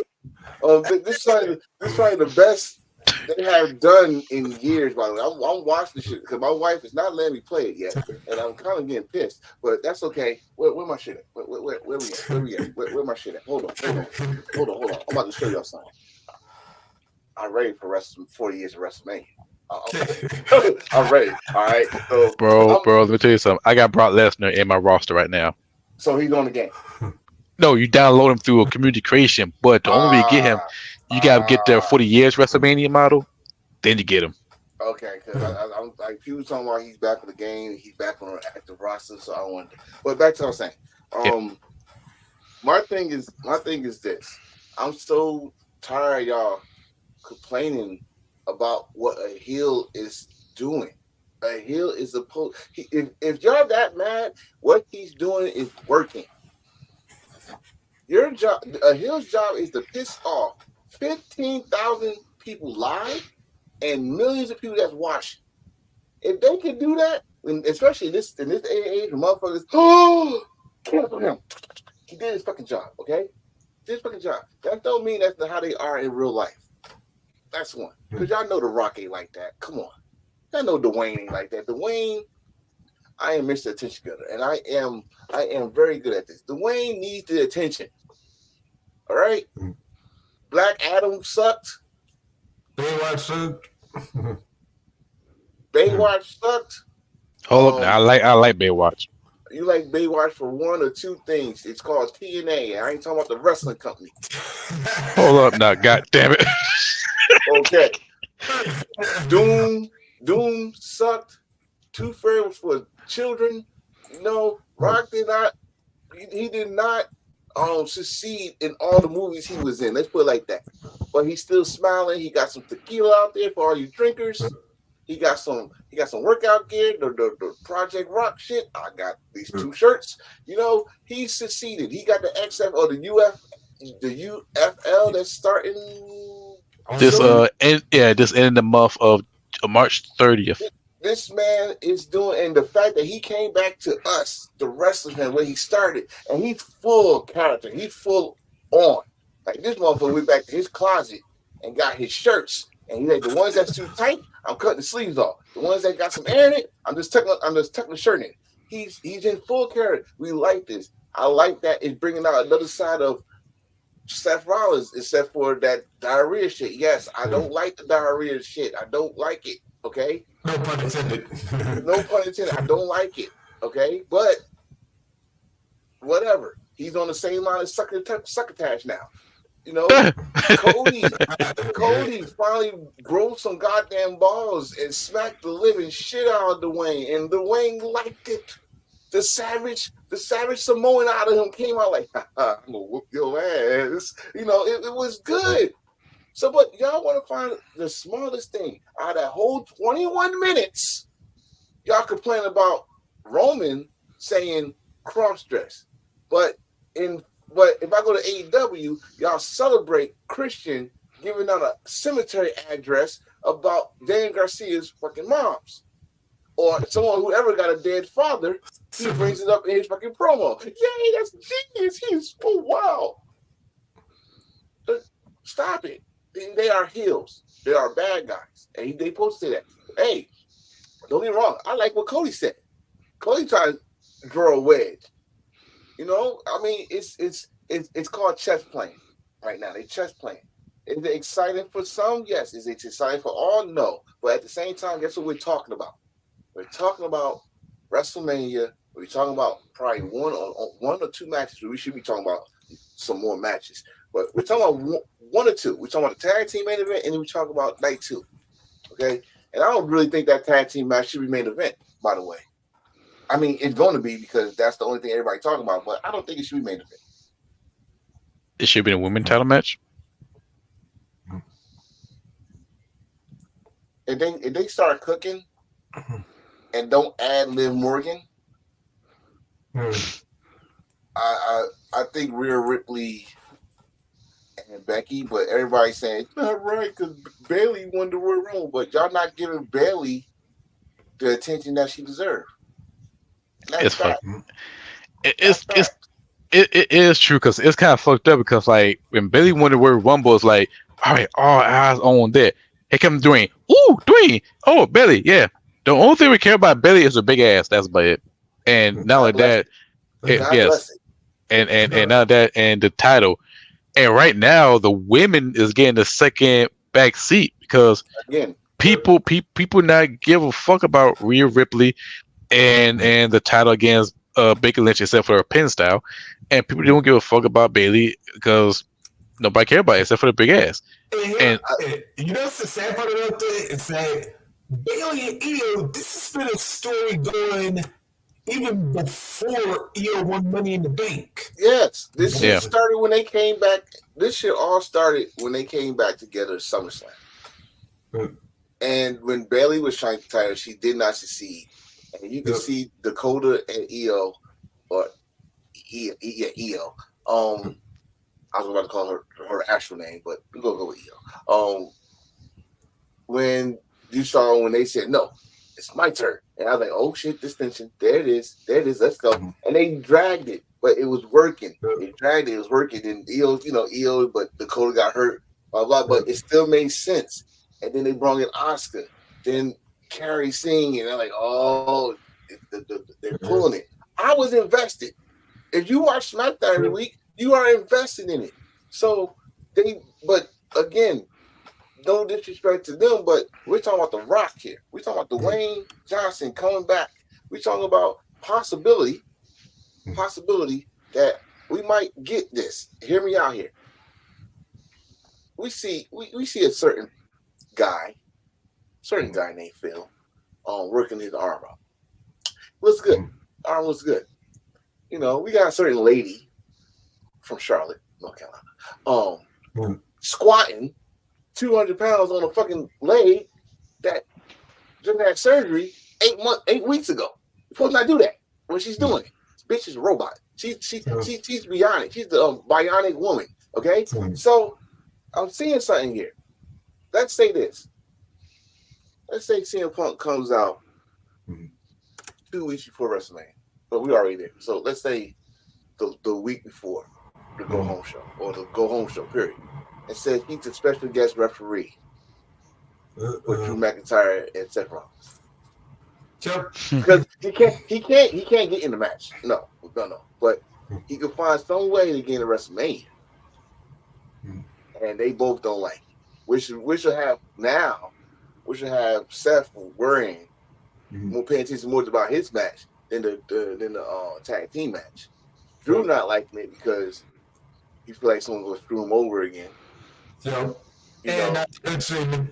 Drew's case would be a lot more direct because he was the one that injured Phil's arm in the first place, and not to mention he'd been wearing and promoting that damn T-shirt, which by the way I actually still want to get. But see, then it's the thing. Like it's so many things that WWE could do, but they're not doing. They're not doing it because you want to give Rock and Roman the Bloodline 45 minutes to begin the show, and then you go give them the last 20 with like, all right, you know what, fellas, it went 45 minutes to begin the show last week, so we're gonna end it with half of that. What? It's you know what WWE biggest weakness is? Common sense. Because because that's their biggest weakness. Because if all eyes is at WrestleMania, all the matches it should have been important. Of course, the women, the Intercontinental Championship, Brock Lesnar gonna fuck that shit up. The Intercontinental Championship, the U.S. title, all the titles should be important. I got a question on that because that's what I was asking y'all about. Because I was like, was y'all talking about he was back on the video game or he back in the roster? I'm still confused in that roster. Cause I see him on the WWE.com. So he's back on the roster.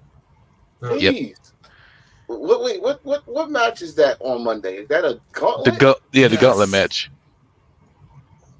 All you hear is, you bring your black ass over here.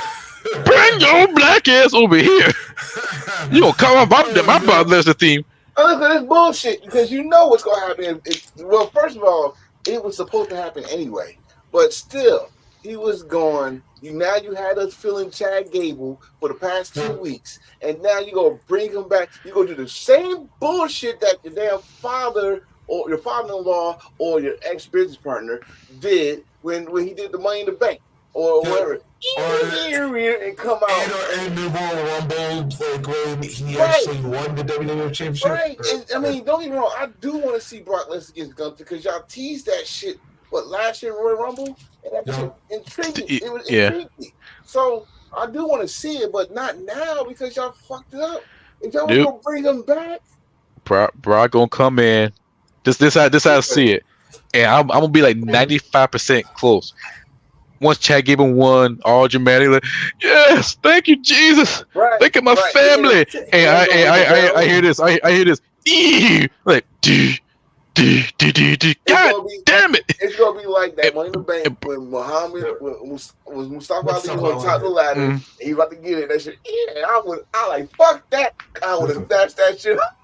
You gonna wait till he run down that long aisle, climb up the fuck this big motherfucker.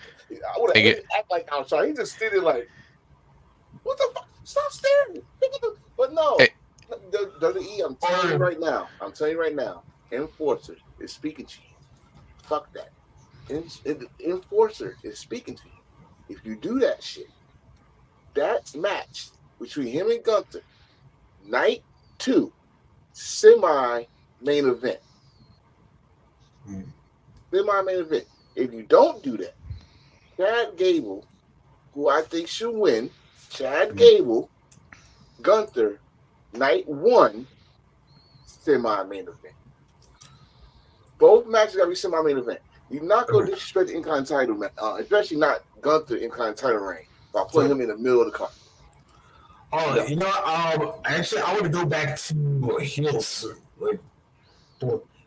because you know what? I almost agree with you saying, except I can also see one possibility if Brock comes out. First of all, who did you have in the final 2? Chad Gable and Ricochet. Well, I could say no. I would have said Chad Gable and Bronson Reed. Not Bronson Reed. Is he in it? Yeah, Bronson Reed. Bronson Reed. Yeah. I would have those 2 the last 2.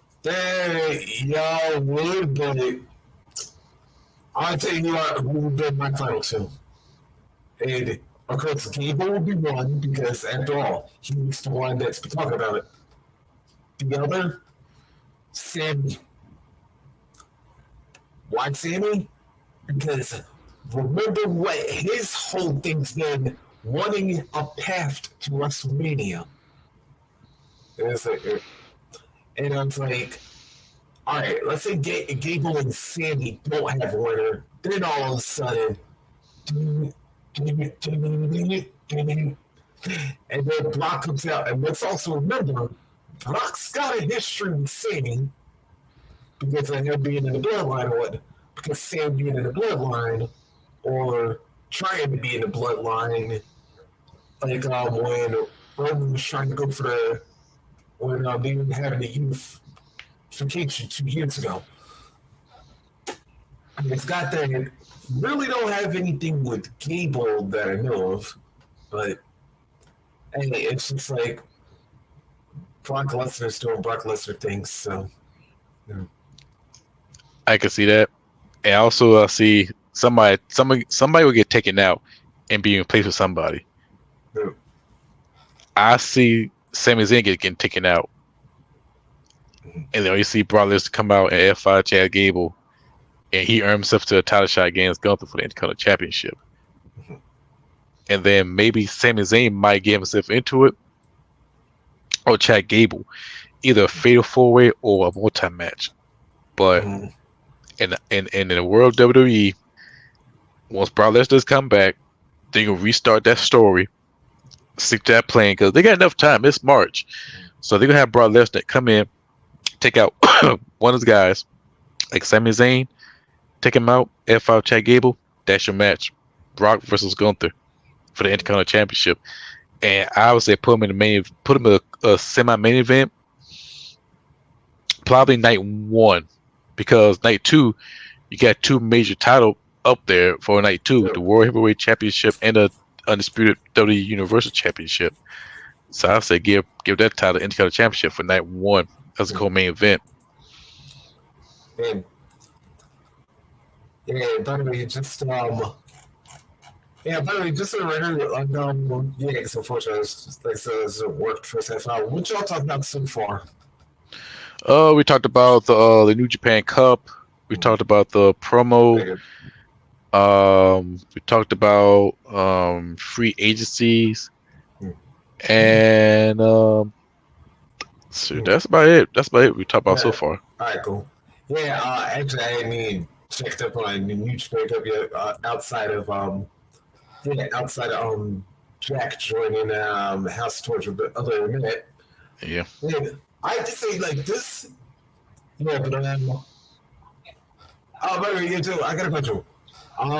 What you thought about what I was saying about maybe Chad and Sammy being the final 2, since you want Chad wanting to regain his honor for his daughter, and then Sammy being on the path to WrestleMania, and then all of a sudden before Winners decided, then Brock shows up.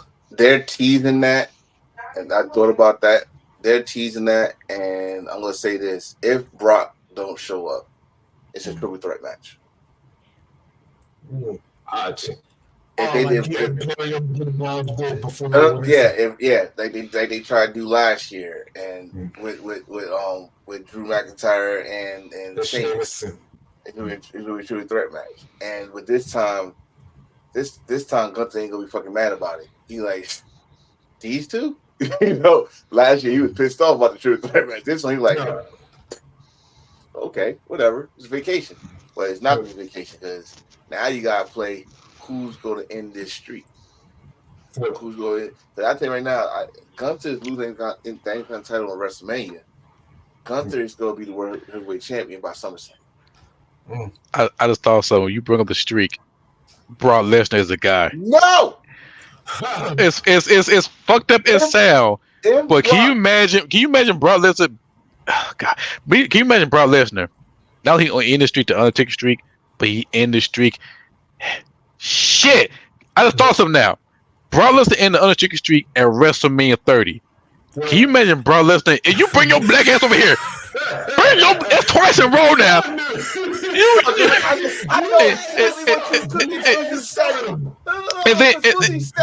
I said no for a reason because I know what you was cooking. I smell the seasons. I smell the fixings. Yes, and if he do it again at Gunther at WrestleMania 40 in the streak, too ironic. That will be a 10-year anniversary of Brock. You god damn it, Pert, you black son of a bitch. You put your ass here. Let's take tie your ass. It's bullshit.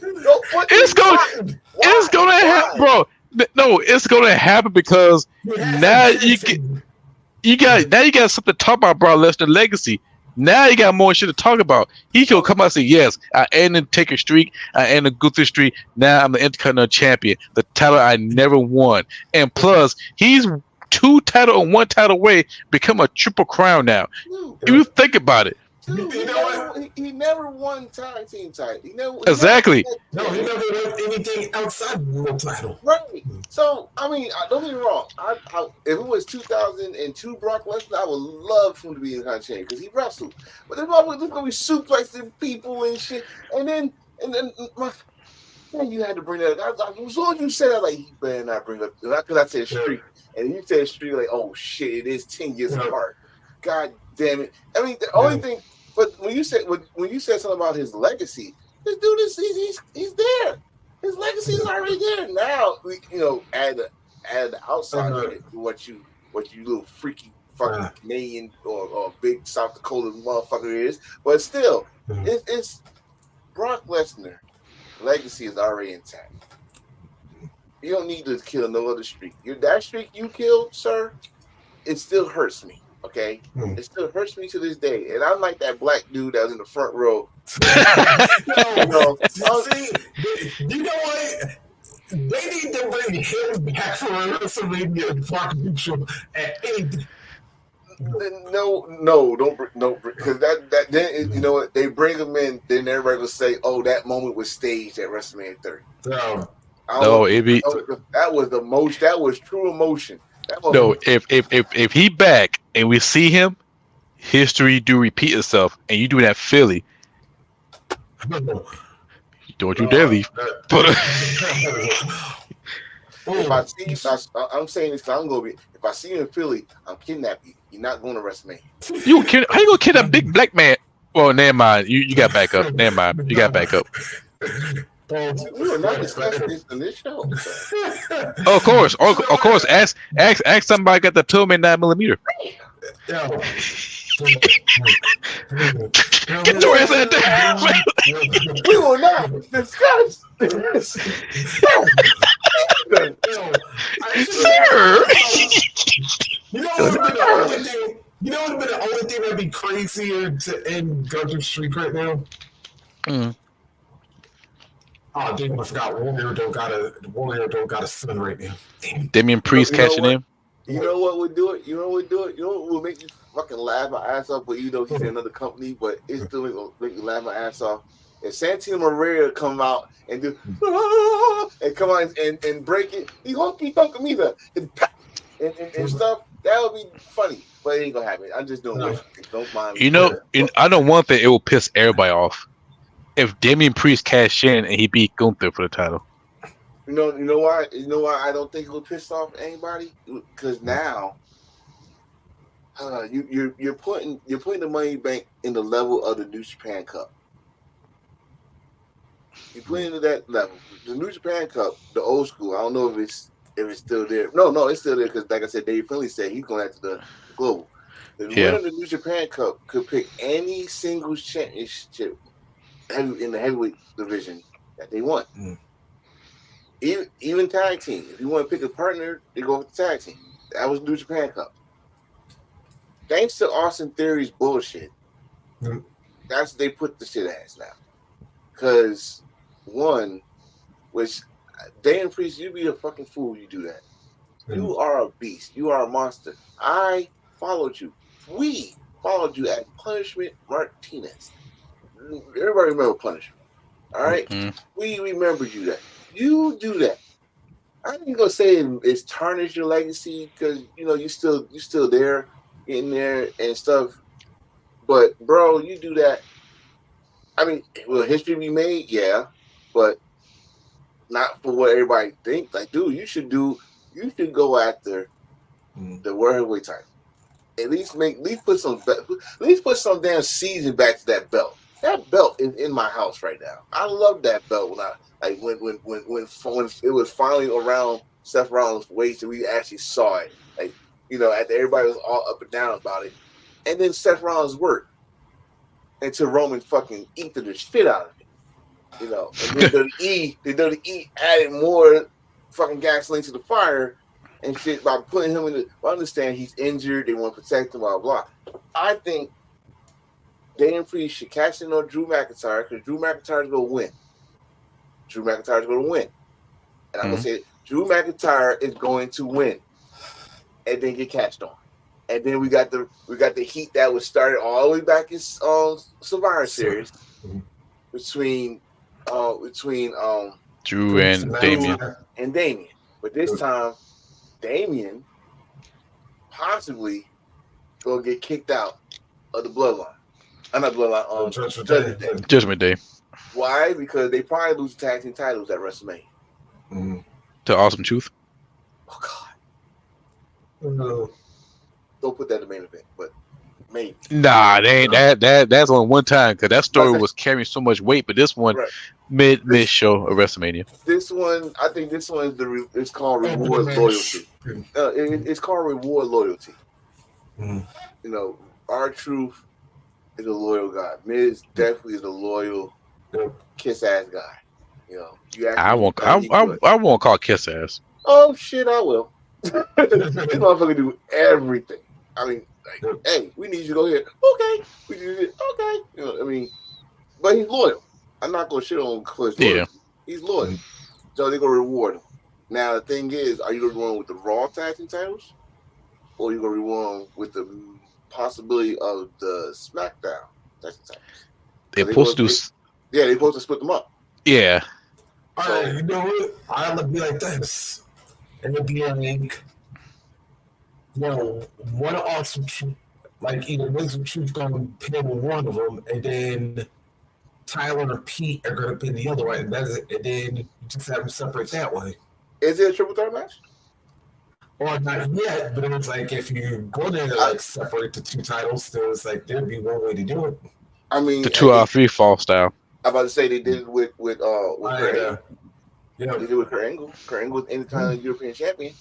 it's Chris Jericho pinned him for European title. Christian Juan pinned him for Intercontinental title. You can do it that way, but we got to see what they're gonna do first. I don't even know what they could do for the tag team titles. I think they should do a tag team turmoil. Oh hell no! I mean, well, this is my thing. We all was mad at that tag team showcase when it got announced, but when that shit went on, that shit was fire. That shit was fire. I'm not gonna come out and lie to you. I was impressed, especially with Chad Gable when he did that damn suplex on Braun Strowman.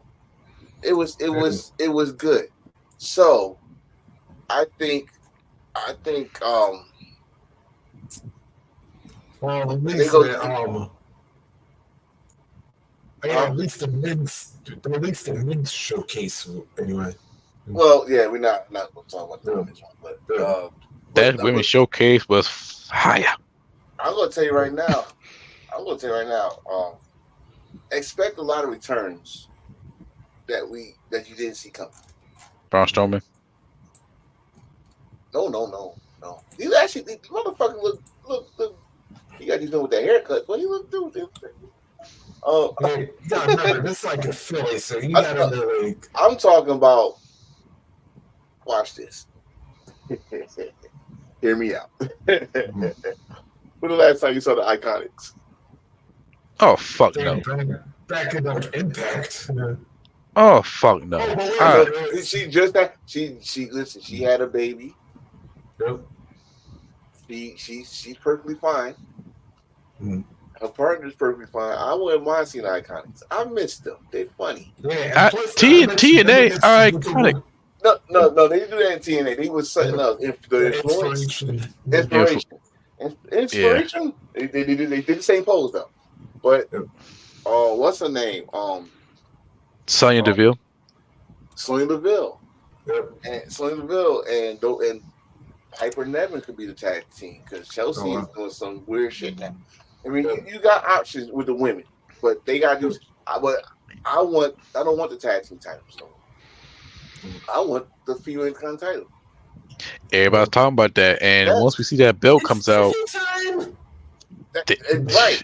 See, the thing is, and then if I'm repeating John, because you inspire me, young man. But it would give all those women, instead of makeshift tag teams, something else to fight for. Now the question is, who would you want to be your first Intercontinental champion? You said Tiffy Tom. I wouldn't mind Tiffy. I wouldn't mind Shayna Baszler. I wouldn't mind Zoe Starks. I wouldn't mind Wendy Shue. When she might come back. Ain't she from Philadelphia? Yes, and this I'm throwing the flag in. I'm throwing the flag in. Wendy Shue? I think she is from Philly. But where she was living. Yeah, but here's a flag. Cool. I don't know why I did that. But anyway, I don't know either. If you bring back the Intercontinental Championship, which brand you can put in? Raw, SmackDown, or NXT?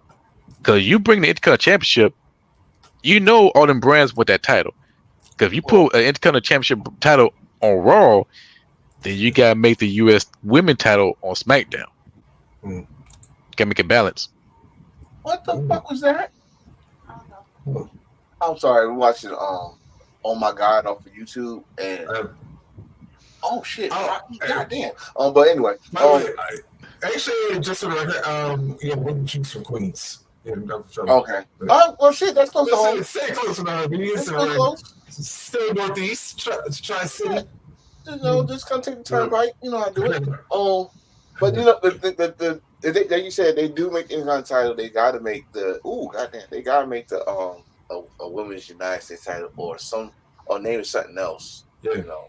But, Liberty. I remember one time somebody created a title in WWE.com, WWE, a Liberty title. Liberty, because down here on VCW, they had the United States title, but then they changed it to the Liberty title. Mm-hmm. So that could be good for the female Liberty title. But but they can still keep the female tag team titles, but you gotta actually make women tag teams. Stop making these midship tag teams like Kabuki Warriors tag team. Everybody think that's makeshift, but no, it wasn't. It just seemed like that because WWE was just putting them together. Yeah. But now they're god damn. I'm sorry. They definitely you throw them in along with Enos, man, that's a hell of a stable right there. Right. So you WWE, we give you ideas, and you take our ideas, cut us a check. But that's that. But they got to start pushing the guys we only got 5 matches for WrestleMania? You talking about 2 nights? Let's see. Official card as of right now. Okay, of course, Bloodline versus Cody and Seth. So got that one. Seth and Drew for the world title. Logan Cody for the Universal title. And then the 2 women's titles matches. As of right now. What we doing with the tag team titles? We know what we're gonna find out on Monday about the Intercontinental title. The U.S. title looks like it's gonna be Randy and Logan, but some way somehow Kevin Owens gonna get involved in that match. They've been teasing that Randy about to hit that dude with that damn little brass knuckles. I was like, yep. And then watch Kevin gonna wind up almost hitting Randy the next week. Yeah. Right. So you got that. LA Knight, AJ Styles, which that's some bullshit. You know what though? As people are mad about that. That's a all-time rivalry right there. Not even that. The parallels of those two, both TNA guys, TNA world champions. They both came into WWE late. And really late. So, both have the NWA past. NWA past. So you got parallels there, but at the same time, I know everybody thought LA Knight should have got the U.S. title match against Logan Paul. I still do. But I think Logan Paul wanted to face Randy, but they still got bits in they still got business with Kevin Owens because the way he lost the match at Royal Rumble. Yep. Was bullshit. So you could do that, or they could have a match during the go home, AJ and LA, but add them to a ladder match for U.S. title. You can have Randy, Kevin, LA Knight, AJ Styles, and possibly one more person go against Logan Paul. Are you sure about that? You know Randy Orton. My back. I think his back's all right. I think now it's called selling. I think that's what it's called, selling. Ooh. Oh, swerving his ass. All right. How did he do that? No, that's your. Yeah, but they definitely need to work on this a little bit. But that you brought Swerve up. I swear, now I'm convinced he's winning the championship sooner rather than later, because every time you know how you always say that whenever you call somebody your best friend or brother, they're there to get ready to be the heel turn, whatever. Yeah.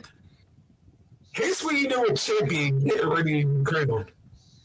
When they said there's no way in hell you're ever going to be champion.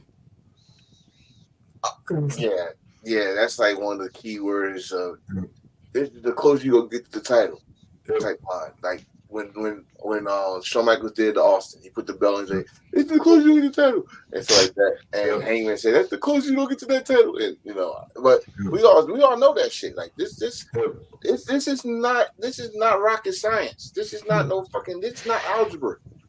Your best move is to get Swerve that title. Swerve is the right man. You cannot fuck this up. You can't. And if you fuck this up, you are worse than the WWE. I'm sorry. And that'll make TNA better than AEW and WWE combined. You know what? When it comes to black champions, yes. Yes. When it comes to black champions, yes. If you hear the people, I hate fucking promoters. They're talking y'all do it for the fans. Well, the fans is talking loud and clear. It don't matter where y'all go. They say whose house, they all say Swerve's house. When we said, "Oh, this is karma for what I did," blah blah. They said, "We don't care. You deserve it." You know, so I just say Swerve, and just when you think this dude can't cook on a mic anymore. When he hit Adam Cole, and I swear this is the first time I saw Adam Cole literally had to think of a comeback in his lifetime. He had that shocked face too. Looks like my man from wrestling. How dare you? Listen, man, everybody know how to get to you. Rick Baker. Everybody know how to get to you. The one thing you don't do in wrestling, especially when you're a face and then you turn to a fucking heel, is show your weakness. His weakness is Britt Baker. That's his weakness. If Swerve go babyface, we all know his weakness. The recognition is expensive stuff. I guarantee you, he win the title. I bet you whoever the heel that go after him, it's going to be the cut, burn something, burn his Pele jacket. That should look dope. Oh, it's personal now, motherfucker. Burn my jacket. It's either that, or have somebody attack when he had a concert or something like that. I mean, go back to MLW. Go back when he was MLW champion and watch Sami Callihan systematically break Swerve. He broke Swerve. So Swerve lost the belt to Loki. Swerve turned heel. It was crazy. So Swerve had this little box braids. He had dreads. He just had little box braids going on here. Came out the but he need to bring that back to him. He need to bring that back to AEW. When he face World title, that's the perfect time to do it. Bro, he come out. Oh shit! And then Prince Nana started. Once he started doing that, But you know who's a perfect heel to attack Swerve when he becomes a new world champion. Sabu? No, yeah, Keith Lee. Oh god! You know what? I want to say this on one condition. First, you need to actually, I was getting ready to say, unless Keith and Shane by some chance finally wind up reuniting, and then I can see that scenario happening. If you watch Ring of Honor after that match, they shook and hugged. Yeah. And then Keith Lee gave him the ring because they was in Texas. Oh, not Texas, I think they're Texas. He was right. Yeah, they was in Texas, and his daughter was there, his wife was there, and stuff like that. I wouldn't mind seeing the Pretty Boy Killers reunite and Shane Taylor Productions. By the way, nice T-shirt. By the way, and good job last night against Danny Bryan, Bryan Danielson, whatever. But I just that would be a perfect storm. It makes sense to go there, but I'm kind of tired. Like y'all missed that shit not once but twice. Like it's supposed to happen at a pay-per-view, if I'm not mistaken. And Dustin took his spot. Yeah. What was it was not a bad War match. Ends. Yeah, it was not a bad match. It's just that's not what we wanted to see. So that ship sell for me. If they gonna do it, they gonna do it. But and the match probably be a banger. the ship so the story leading up to the match, I'm not gonna be interested. When the match happened, though, I'll watch it because I have no choice. But also,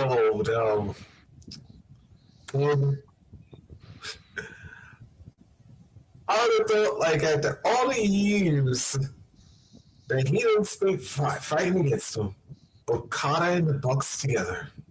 Hey boys, they lifers, man. True. They're friends. I mean, in my view, behind dude, you know Okada was always behind the Elite. Yep. The dude came to All In free of charge. The first ever All In free of charge. He did that for free.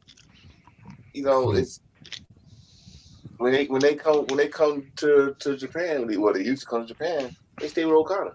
They had no hotel, they stayed with Okada. That was whoever, like Hangman, and that was their hotel. They used to do those Being the Leaks episodes. They used to stay with Okada. So it was a no-brainer. Like once you saw him behind Eddie Kingston, oh shit. And now Okada playing the role. He's a bigger asshole than usual. I like it. So let's keep it cooking. I just can't wait for Kenny Omega to come back. Oh, I mean, because he looks good. He looks healthy. I was about to say, yeah, if you want a written in story right there, I was like, yeah, just have the EVPs go crazy, and then all of a sudden, who? But where would you do Okada, Omega, and AEW? Oh, where would you do? Damn.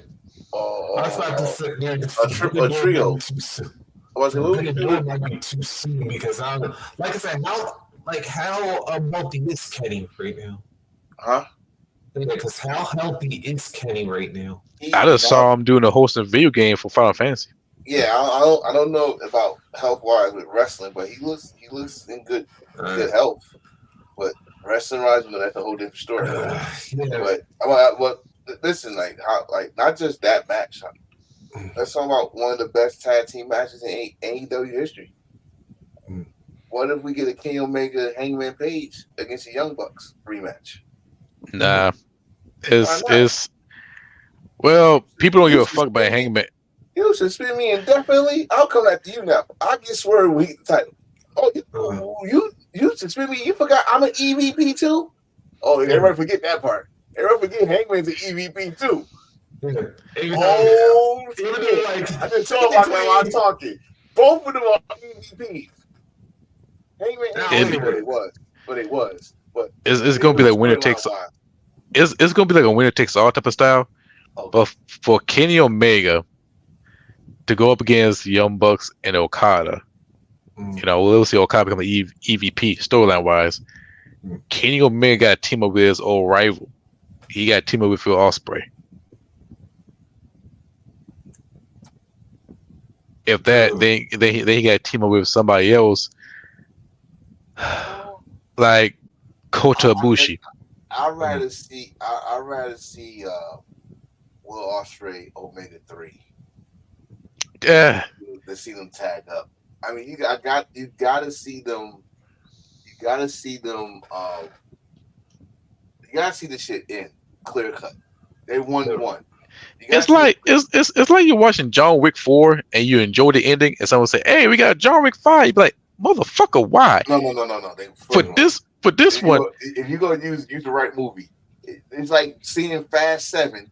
You're like, "Oh, that's a perfect ending," and then fucking see the damn trailer, the fucking Fast, Fate and Furious. Like, wait the fucking hold up. I got to bring this out. You know it's true. That was a beautiful ending. Point of order. You son of a bitch. You black son of a bitch. You bring your black ass back here.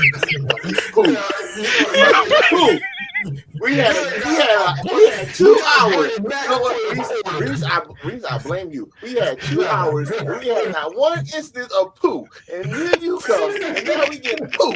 This is bullshit, sir. No. The reason I say that because Furious 7 was a put together shit. I mean, it's shit. Put together film. Okay, since Paul Walker died, they was panicking mode. It was Beautiful. You know what? I'm going do Carrot the thirst. Let me tell you something. Bring your ass back here. Beautiful Carolina black ass. That movie was put together like TikTok. We did not see Paul Walker till towards the end. He was fought in the shadow, goddamn shadow, bro. It was his brother. But it was brother. Yes, we know that. And y'all people made me hate that fucking song for a whole 3 months because y'all want to put that on everybody that passed away now. Y'all want to put that damn song on, and because it was a beautiful ending. And then we get the damn trailer the very next year about some goddamn Fate to the Fury, whatever the shit. With now Vin Diesel's the bad guy and shit. And I was like, what the fuck? Y'all fucked up. No, don't get me wrong. Every time you do this shit, I go see the movie because it's awesome. But still, they ruined a beautiful ending. And the beautiful ending got dispersed. Dispersed, I say. Dispersed. And then that made me think of something else too. But no, I'm just bullshit. Yeah. I get what you're saying, but still, it's like it got to conclusion. They not gonna just have a 1-1 series. Come on now, come on, Hill. You a sports fan. That's like basketball playoffs and 3-3, and they say we're not gonna have game 7. Like what? How we go? Who's the true best in the world here? You know what I'm saying? Or at this time, who's the best dog machine? You know what I mean? So I'm more intrigued at that than having them tagged up. Now, if you want to say Kota Ibushi, no, listen, Kota, don't go back to Japan. You're not welcome. So you might as well stay in AEW. So get that out the way. Yeah, get that out the way. I'm with it. I'm all with it. But again, just like I said with AEW, you got a lot of opportunity here. This Okada thing, with the King Omega comeback, y'all got the roster. Now, this is the debate. And I'm not gonna get into it. It's the debate because Tony Khan said it.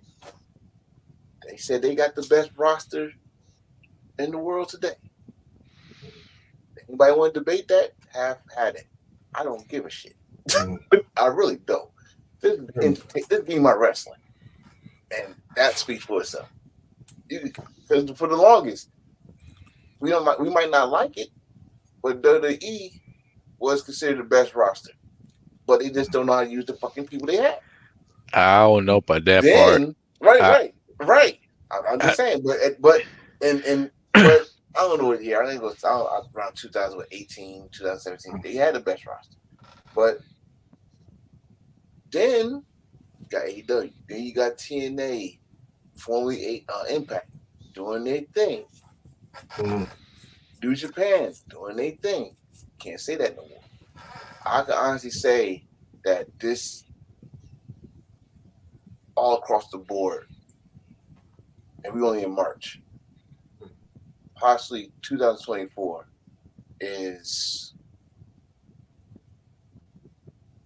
possibly top 5 best years in the 2000s.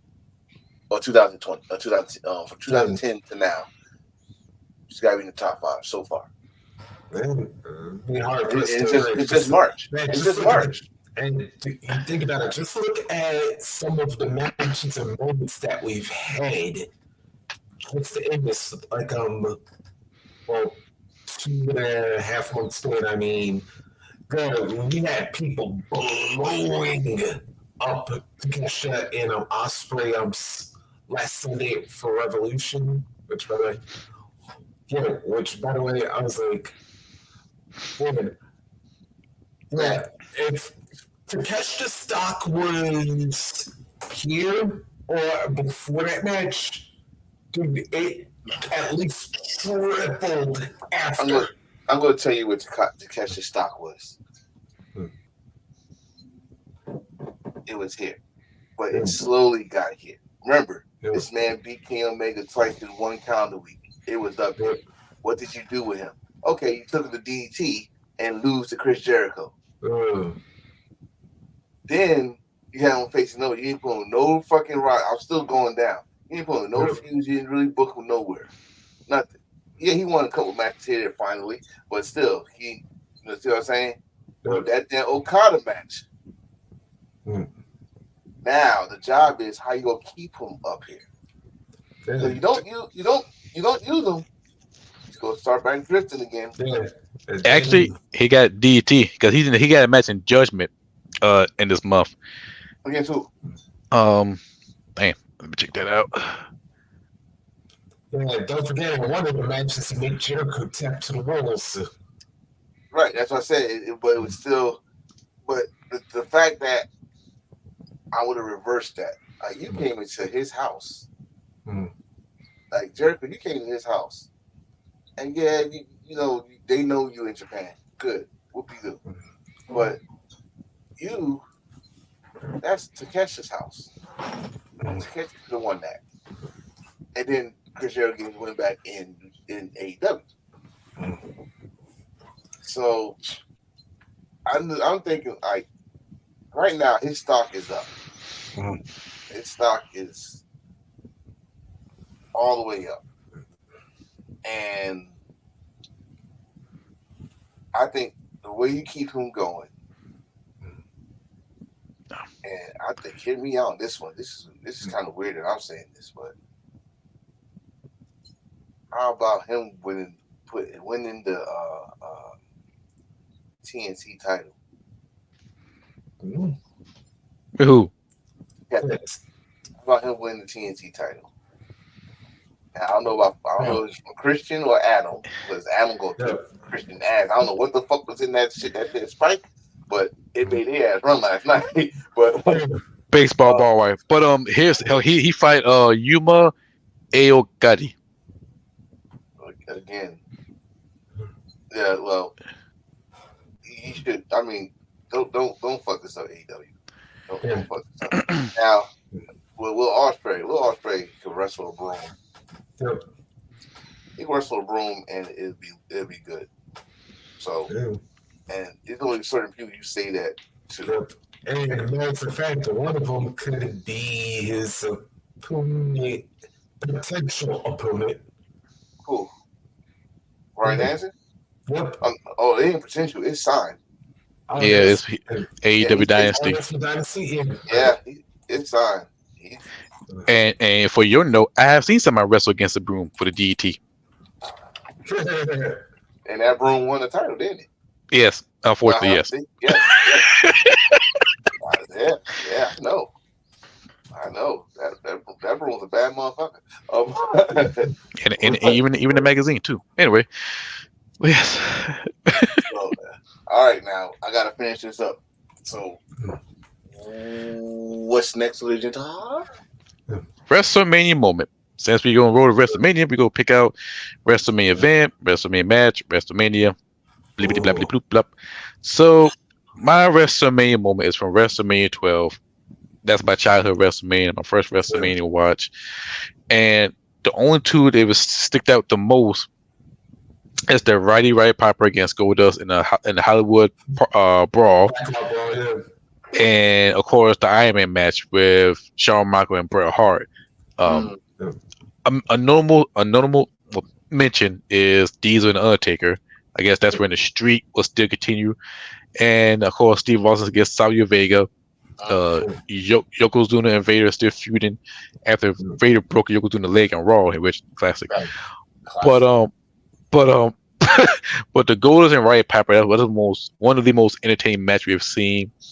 It was funny, it was violent. Originally, it was supposed to be Razor Ramon fighting Goldust, but the contract shit fall through, and he went to WCW. If you know, you know. And wasn't it after WrestleMania 12? I think so. Yeah, it was after WrestleMania because the whole hostile takeover. Yeah. So for Roddy Piper to step in, face Goldust in the brawl. The build-up was good. They took the footage from O.J. Simpson and used it for WrestleMania 12. And I never forget. I watched them like, that's O.J. truck. What the hell? So, man, I mean, I was about to say because they did have a. Yeah, that's not to say they actually went into the Broncos, so it was like, but it was funny, man. Giving that big old kiss, got him stripped out to his lingerie underwear, which it was funny as fuck. That was beyond funny. That match is ridiculous, and the fact that he didn't pin him, it's not like they pinned each other. It was like, all right, these to the balls. Oh man! And then if we go stick to WrestleMania 12, I mean, of course it's the Iron Man match. And plus one of the most overplayed but yet still coolest entrances ever. Actually, would it be fair to say Shawn Michaels had the original, probably had one of the first WrestleMania entrances? Well, I mean, probably the best. Well, outside of Undertaker, then the Chariot at WrestleMania 9, but yeah. I'm trying to think. Like, of course, Hulk Hogan, Ultimate Warrior, but you're talking about entrances, so extravagant entrances. Andre Giant in his mini ring. Well, that was for everybody, but I think Shawn. I think Shawn made it like that. Made WrestleMania what WrestleMania was supposed to be. He came out that damn. I was blind all the way down. I'm sorry, that crowd would have been showered because I've been scared out my ass. I don't play that shit. But it was it was the match itself though. People get on Brett's right now, but dude, him and Shawn put a clinic. That was a fucking clinic. And remember, there was no pinfalls. They did an hour with no pinfall. Or to mention at the end. Right at the end, Shawn held on just in time because he could have tapped. Or set up quit because they didn't do tapping yet. Yeah. But it was fucking that match was fucking awesome. Would I put it at the greatest? No. But top five, I gotta say top. I never say top three. Top five, hell yeah. I put up there. I put a top five. Yeah, I would never say anything less than five. It's top five. It don't matter what place. I'm not putting it as my number one. Yeah. As far as a moment though, and I'd say between the three of us, we've watched all 39 previous WrestleMania, so it's like, you can like pick moments like out the jump, but if we're gonna go with the one signature moment for me for WrestleMania, I am picking. I'm gonna be the softy in this one. Watching Bliss reunited after he lost the career match Mania 7 because and I think Bobby got right through this one. Bobby encapsulated this moment perfectly. When he started today, he had 20,000 people booing him, but now he got 20,000 people cheering him. If you go back and look, there was a guy there. You know how we made fun of the guy at WrestleMania 30? Yeah. But there was a guy there in a raincoat. Yeah, crying. There's a guy there in a raincoat crying. Oh, that was your face. Folks, I know that we say it never rains in Southern California, but I'm thinking. But the thing is, we made fun of somebody that was crying when CM Punk came back the first time in AEW. This man was in a full raincoat with rain hat, and he was crying. Looking like the Morton's grandma, but he was boo-hooing. Boo-hooing. Like the soap opera, that shit was crazy. But that's another match. In fact, I jump out the window with this. That was Ultimate Warrior's best match of his whole damn career. Better than his WrestleMania 6 match. Better than his fucking godforsaken Halloween Havoc. That was his best. Better than his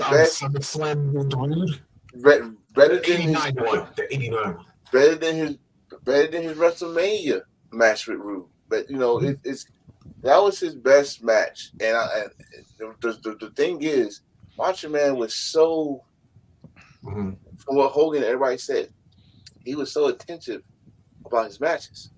Like, because if I said that the Iron Man match was my number one, another in the top 5, you know what else is in my top 5? Macho Man, Steamboat. Oh, dude, come on. Undertaker, Shawn Michaels. Yeah. But we just talking about moments. Yeah. Well, I got one. And this one was WrestleMania 10, because I was there. Yep. Of course. And that's cheating. And everybody go think, oh, it gotta be the ladder match. Nope. Oh, okay, it gotta be Brett winning the title. Nope, gotta be Brett winning with Owen. Nope. Macho Man Crush. Macho Man Crush, because that was the last WrestleMania we seen Macho Man in. That's one. 2, this man hog-tied Crush at the finger where I just got candy. I was just there. I could have stayed there. I could have watched it on TV. Wait a minute, they're right here. Holy shit. Right there. And then walk back to the ring. I was like, I was right there. I could have been. But that's the only reason I say that's the moment for me, because again, that was Macho Man's last WrestleMania. Wow. It's crazy to think about. With the WCW. With WCW later. So that's actually, you know what? We're actually that WrestleMania. So yeah, that WrestleMania 2 weeks is the anniversary. Yeah, that's my moment for right there. But if we talking about wrestling moment or something like that, I definitely got to put the ladder match up there. But I'm going to put. I would say, if I'm going to put a number for WrestleMania 10, I'm going to give that one. But also the moment Owen and Brett, because you know how New York crowds are. I never heard Madison Square Garden get so instantaneously silent out of shock. It was not supposed to happen. Let me ask that question. Was that more shockful than the Undertaker streak or the Owen Hart win out of nowhere? Based on the crowd reaction. I think the Undertaker was more shocked. Yeah. But at that time, like he just said, Madison Square Garden, where we knew Brett was going for the title, and he's pretty much the main event. Why would you lose the first match? Now your motivation go down, and then it's your little brother, it's the baby brother. All those goddamn kids that still pumping out with Helen, and Owen beats Brett. And then was making more fucking funny. This motherfucker, when he celebrated, he had drools all coming out of here. I did it. Oh, like, clean your mouth. We can see you. The TV right. We can see you. But that was a shock. What else was? It was another match there that was actually a shock too, but I can't remember that shit. But if I go with a moment, fuck beyond that, I was there. A moment in WrestleMania. I have to go with WrestleMania 15. I never saw a white man hung before. Big Boss Man and Undertaker. That was the funny moment. I said, what the fuck is they doing? They were beating up the shit out the cage. Like, what the fuck are they doing? And then all I see is Undertaker doing this. That's why they telling him to come down. Ironically, the last time WrestleMania was in February before this year. The news came out like, see, this another thing. This is what I was talking about. Y'all want Attitude Era, and y'all talking about some goddamn cross-dress line. This motherfucker had a noose in Philly. And the first time y'all see nooses in Philly. Yeah, the first time seen it. Because remember ECW when 911 hung Tommy Dreamer? What year was that? What year was that? That was in 96 or 95. No. Yeah.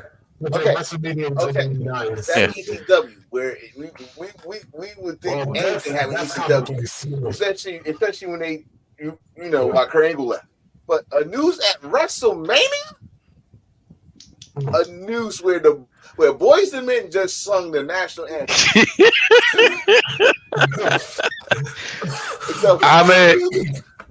I mean, bro, it could have been worse. It could have been Undertaker versus any black wrestlers, and yeah.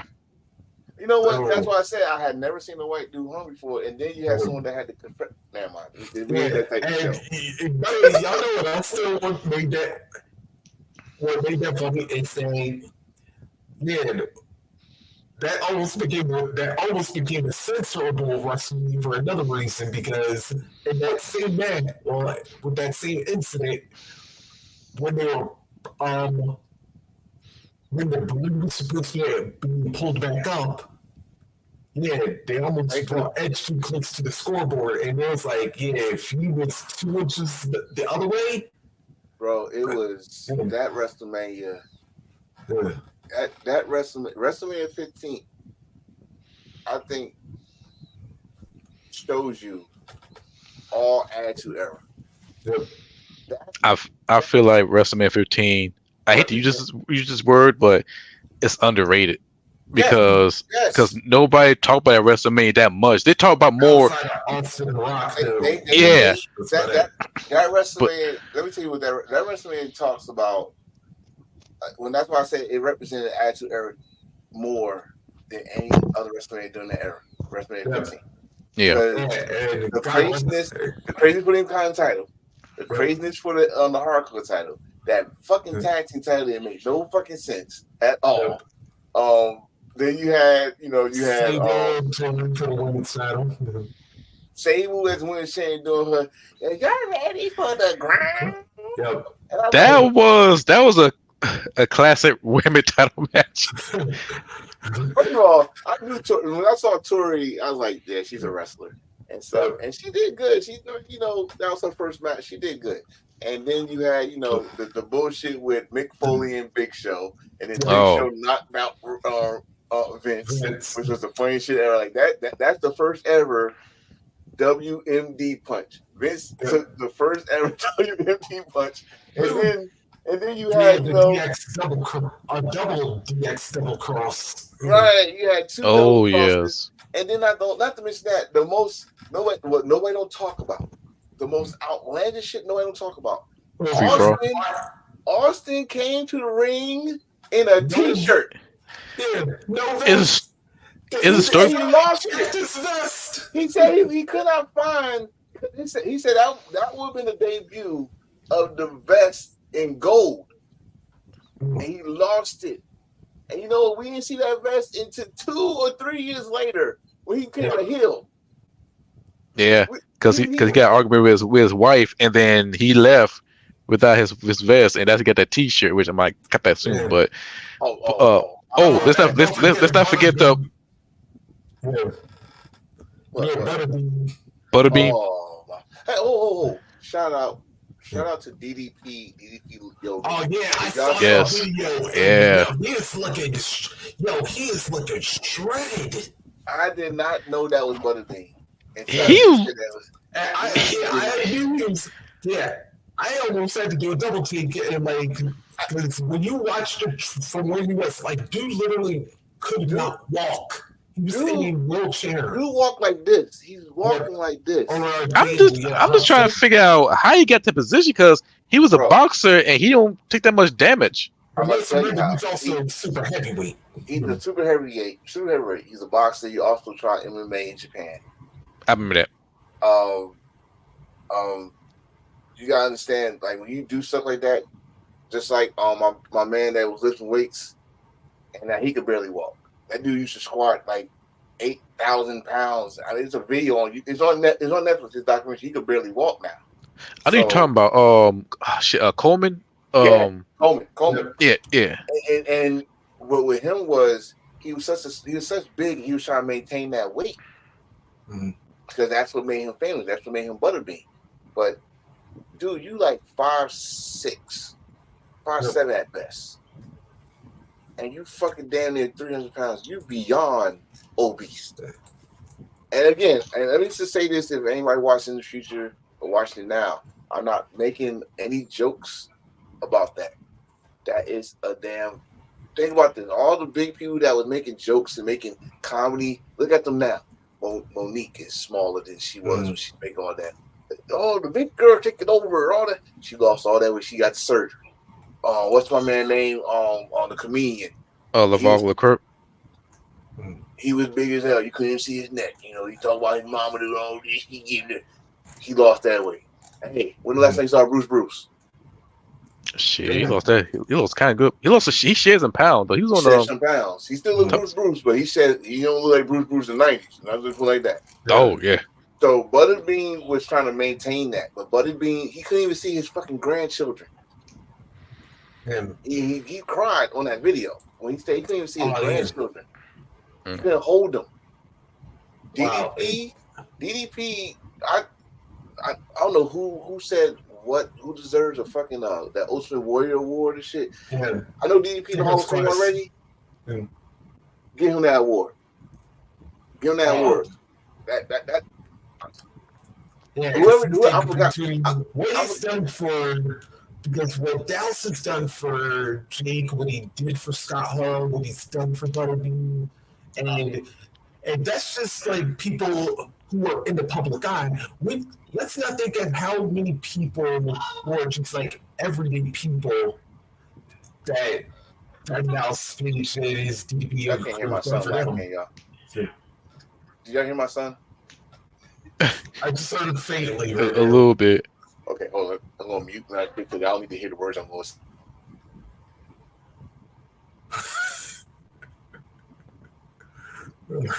So, don't say it.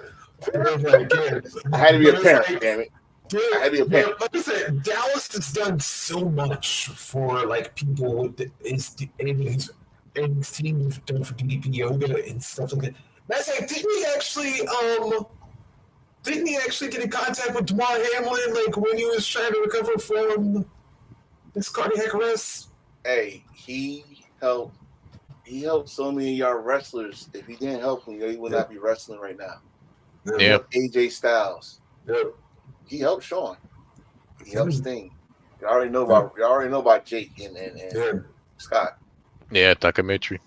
So I think DDP. Well, I forgot who they said should get it. But if I can't remember it, so I'm gonna say DDP should get it. I know they were like, "Oh, he's a Hall of Famer." He pretty much like, but you don't understand. This dude is. I think DDP is in his 60s. Yeah. In his 60s. He started wrestling in his late 30s. Made an impact. Did his thing. Now he's doing yoga. Yeah. Dude in his 60s. He's getting ready to turn 68. And actually, to get ready to see WrestleMania weekend. What part of Jersey is he from? Point Pleasant. Yep. It's nothing pleasant about Point Pleasant. Sure. Except for wild parties and drinking. Only you would know about that party. Actually, I won't because I'll tell you about it.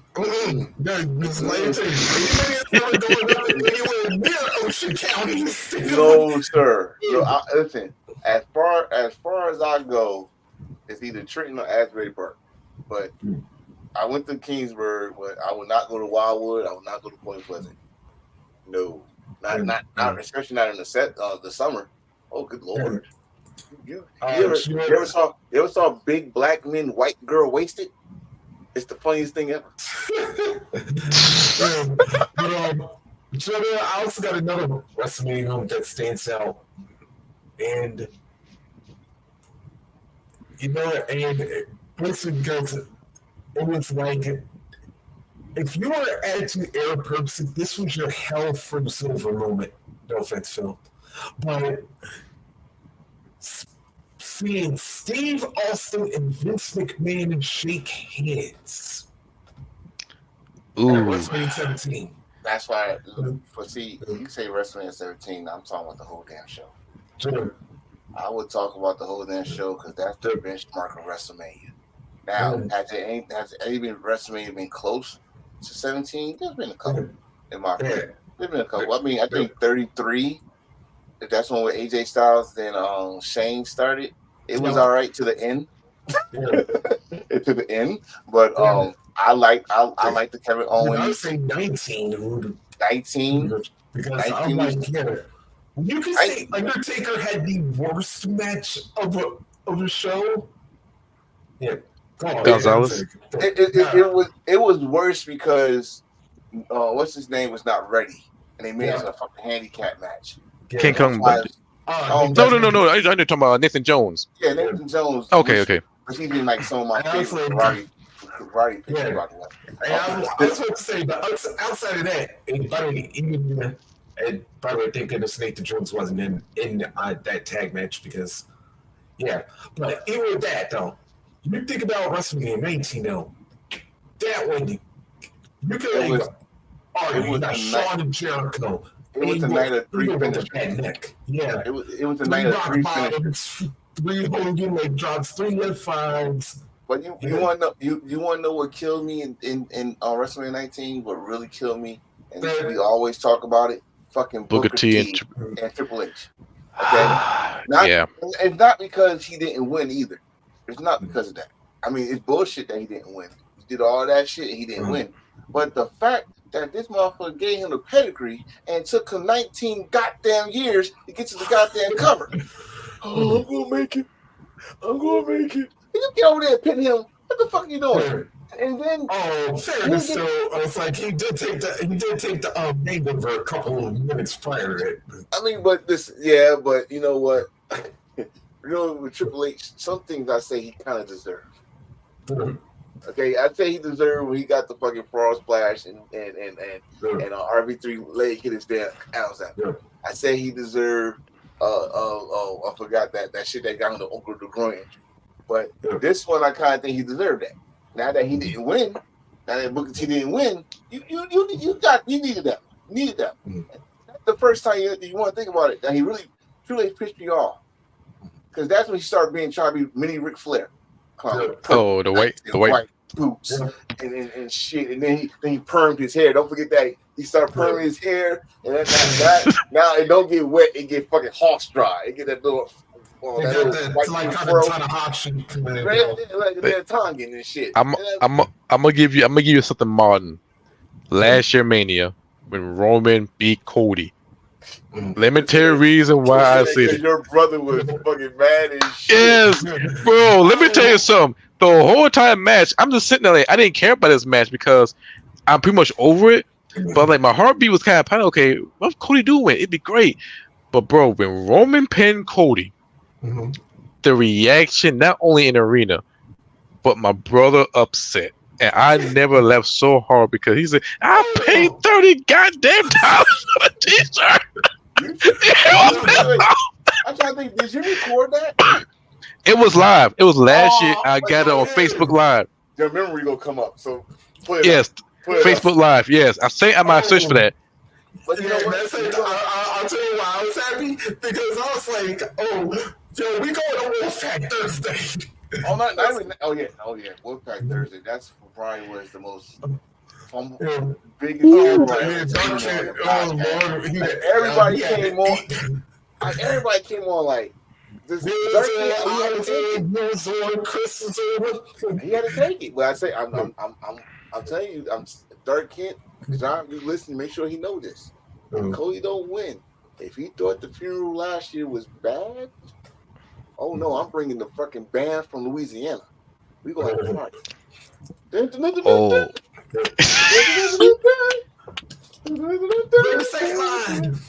So if we go on modern, if we going like with the past 10 years WrestleMania, moments. Oh my God! Well, it's only one moment for me. Kofi. Oh, dude. Kofi. I know. When we think about afterwards, but we just talk about the moment. The moment. Oh yeah. The moment. I'm gonna say was great because one, it didn't finish out WrestleMania, and people still talk about that moment. That's a good thing. That's the good thing about that moment. It did not close out WrestleMania, and we're still talking about it. And two, it was long overdue. Long overdue because I always say this about people, especially my wife is right here. She'll tell you when I say somebody is underrated and they finally get their shine. Kofi was that representation. I always said Shelton Benjamin was underrated. He never got his shine. I always said somebody else was underrated. He never got his shine. MVP. Oh God, MVP. Mark Henry. Well, we can go keep no. But when Kofi got that WrestleMania moment, and then you see the videos that came with MVP and Shags was crying at a fucking bar. Not their house. They was in public crying because they knew what Kofi went through. Kofi supposed to have got that title run back in 2009. But he got it. You got Big E in there crying because you like, you know what, man, it had to be one of us. Xavier, because you know he's going to be nowhere near this moment. And you know they should give him a damn at least a try. But make up for that King of the Ring, and then not to mention, they'll complete the unity circle. But anyway, like I can't even dude, I ain't afraid of that one because I got one more moment because I gotta get out of here. I gotta get ready for it. One more moment because the creator passed away this past week. New Day coming out the Booty-O's in the goat in the Super Saiyan outfit. R.I.P. to Akira, Dragon Ball Z creator. Yes, that was cool. That was cool. But are y'all still gonna continue? Because I really shit. You know what? We gonna save this because next week. Oh, no, we got more WrestleMania stuff to WrestleMania. Yeah, because we got all the baby. Okay, so I got two subjects about WrestleMania for next week episode. We could choose either who's Mr. WrestleMania or COVID Mania. If you know, you know. COVID Mania. COVID Mania because you know what WWE. I know we a lot of people shit on WWE, but what they did. Think about this for a minute, and I might say it again next week. Think about what we had. When it comes to sports on ESPN, they was doing the most anything. On the what's it called the bag on the bag. Oh, the cornhole. They had darts, horse. They had horse. They had dodgeball. And let me say something that top of all of it. 24/7, Little Boosie live on Instagram. Wow, goddamn. That's not the But when we call out sports and stuff, this is one thing WWE need to get credit for because when they did it, that's when everybody else started doing it. When they did it, that's when AEW started doing it. That's when MLW started doing it. That's when Rev Pro and then New Japan did. They were supposed to do together around this time, and supposed to be right around the anniversary show. It's supposed to be Naito against Hiromu. And that didn't happen. So WrestleMania COVID is definitely a good conversation because they don't get enough credit, even though it was some shit going on over there. But bro, you know what's crazy? It's on W2K24 and I played it on the arena. She's playing it right now. I swear while we speaking and just playing it and watching on network. I mean on Peacock, whatever.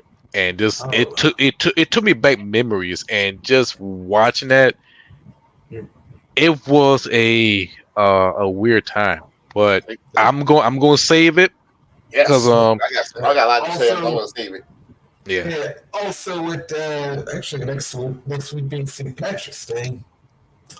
A little shout out to our Irish wrestlers. Oh yes. Yeah. Rebecca. Yeah. Rebecca. Brima Shalili. Oh. Where y'all do y'all think he's gonna stay, or you think he's gonna go? That nigga is leaving. Okay, that should be answered next episode. Yeah, that's the thing. Yeah, I'm saying. I was thinking, you know what? If we talked about people pulling a surprise tomorrow, it's like, although I doubt it. Yeah. We may see the Sheamus Club, but anyway, we will have the answer for that next week, hopefully. Yes. At next week, episode 83, The Road to 100. So, I'm your boy, The Thirst. Also, fuck your damn story. Good. Good. I got me a hoodie that says that. I'm gonna wear it. I'm gonna take a picture and wear it.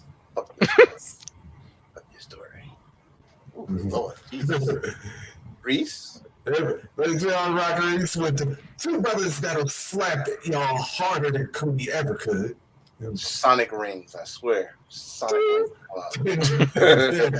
Your boy. Your boy, the enforcer, Mr. Attention Getter. Oh. Anyway. See y'all next week. Yes. Until then, if you feel all the thirst in you. Yes. Good one. Good one. Good this is for next week. Yeah. Deuce. Damn kids.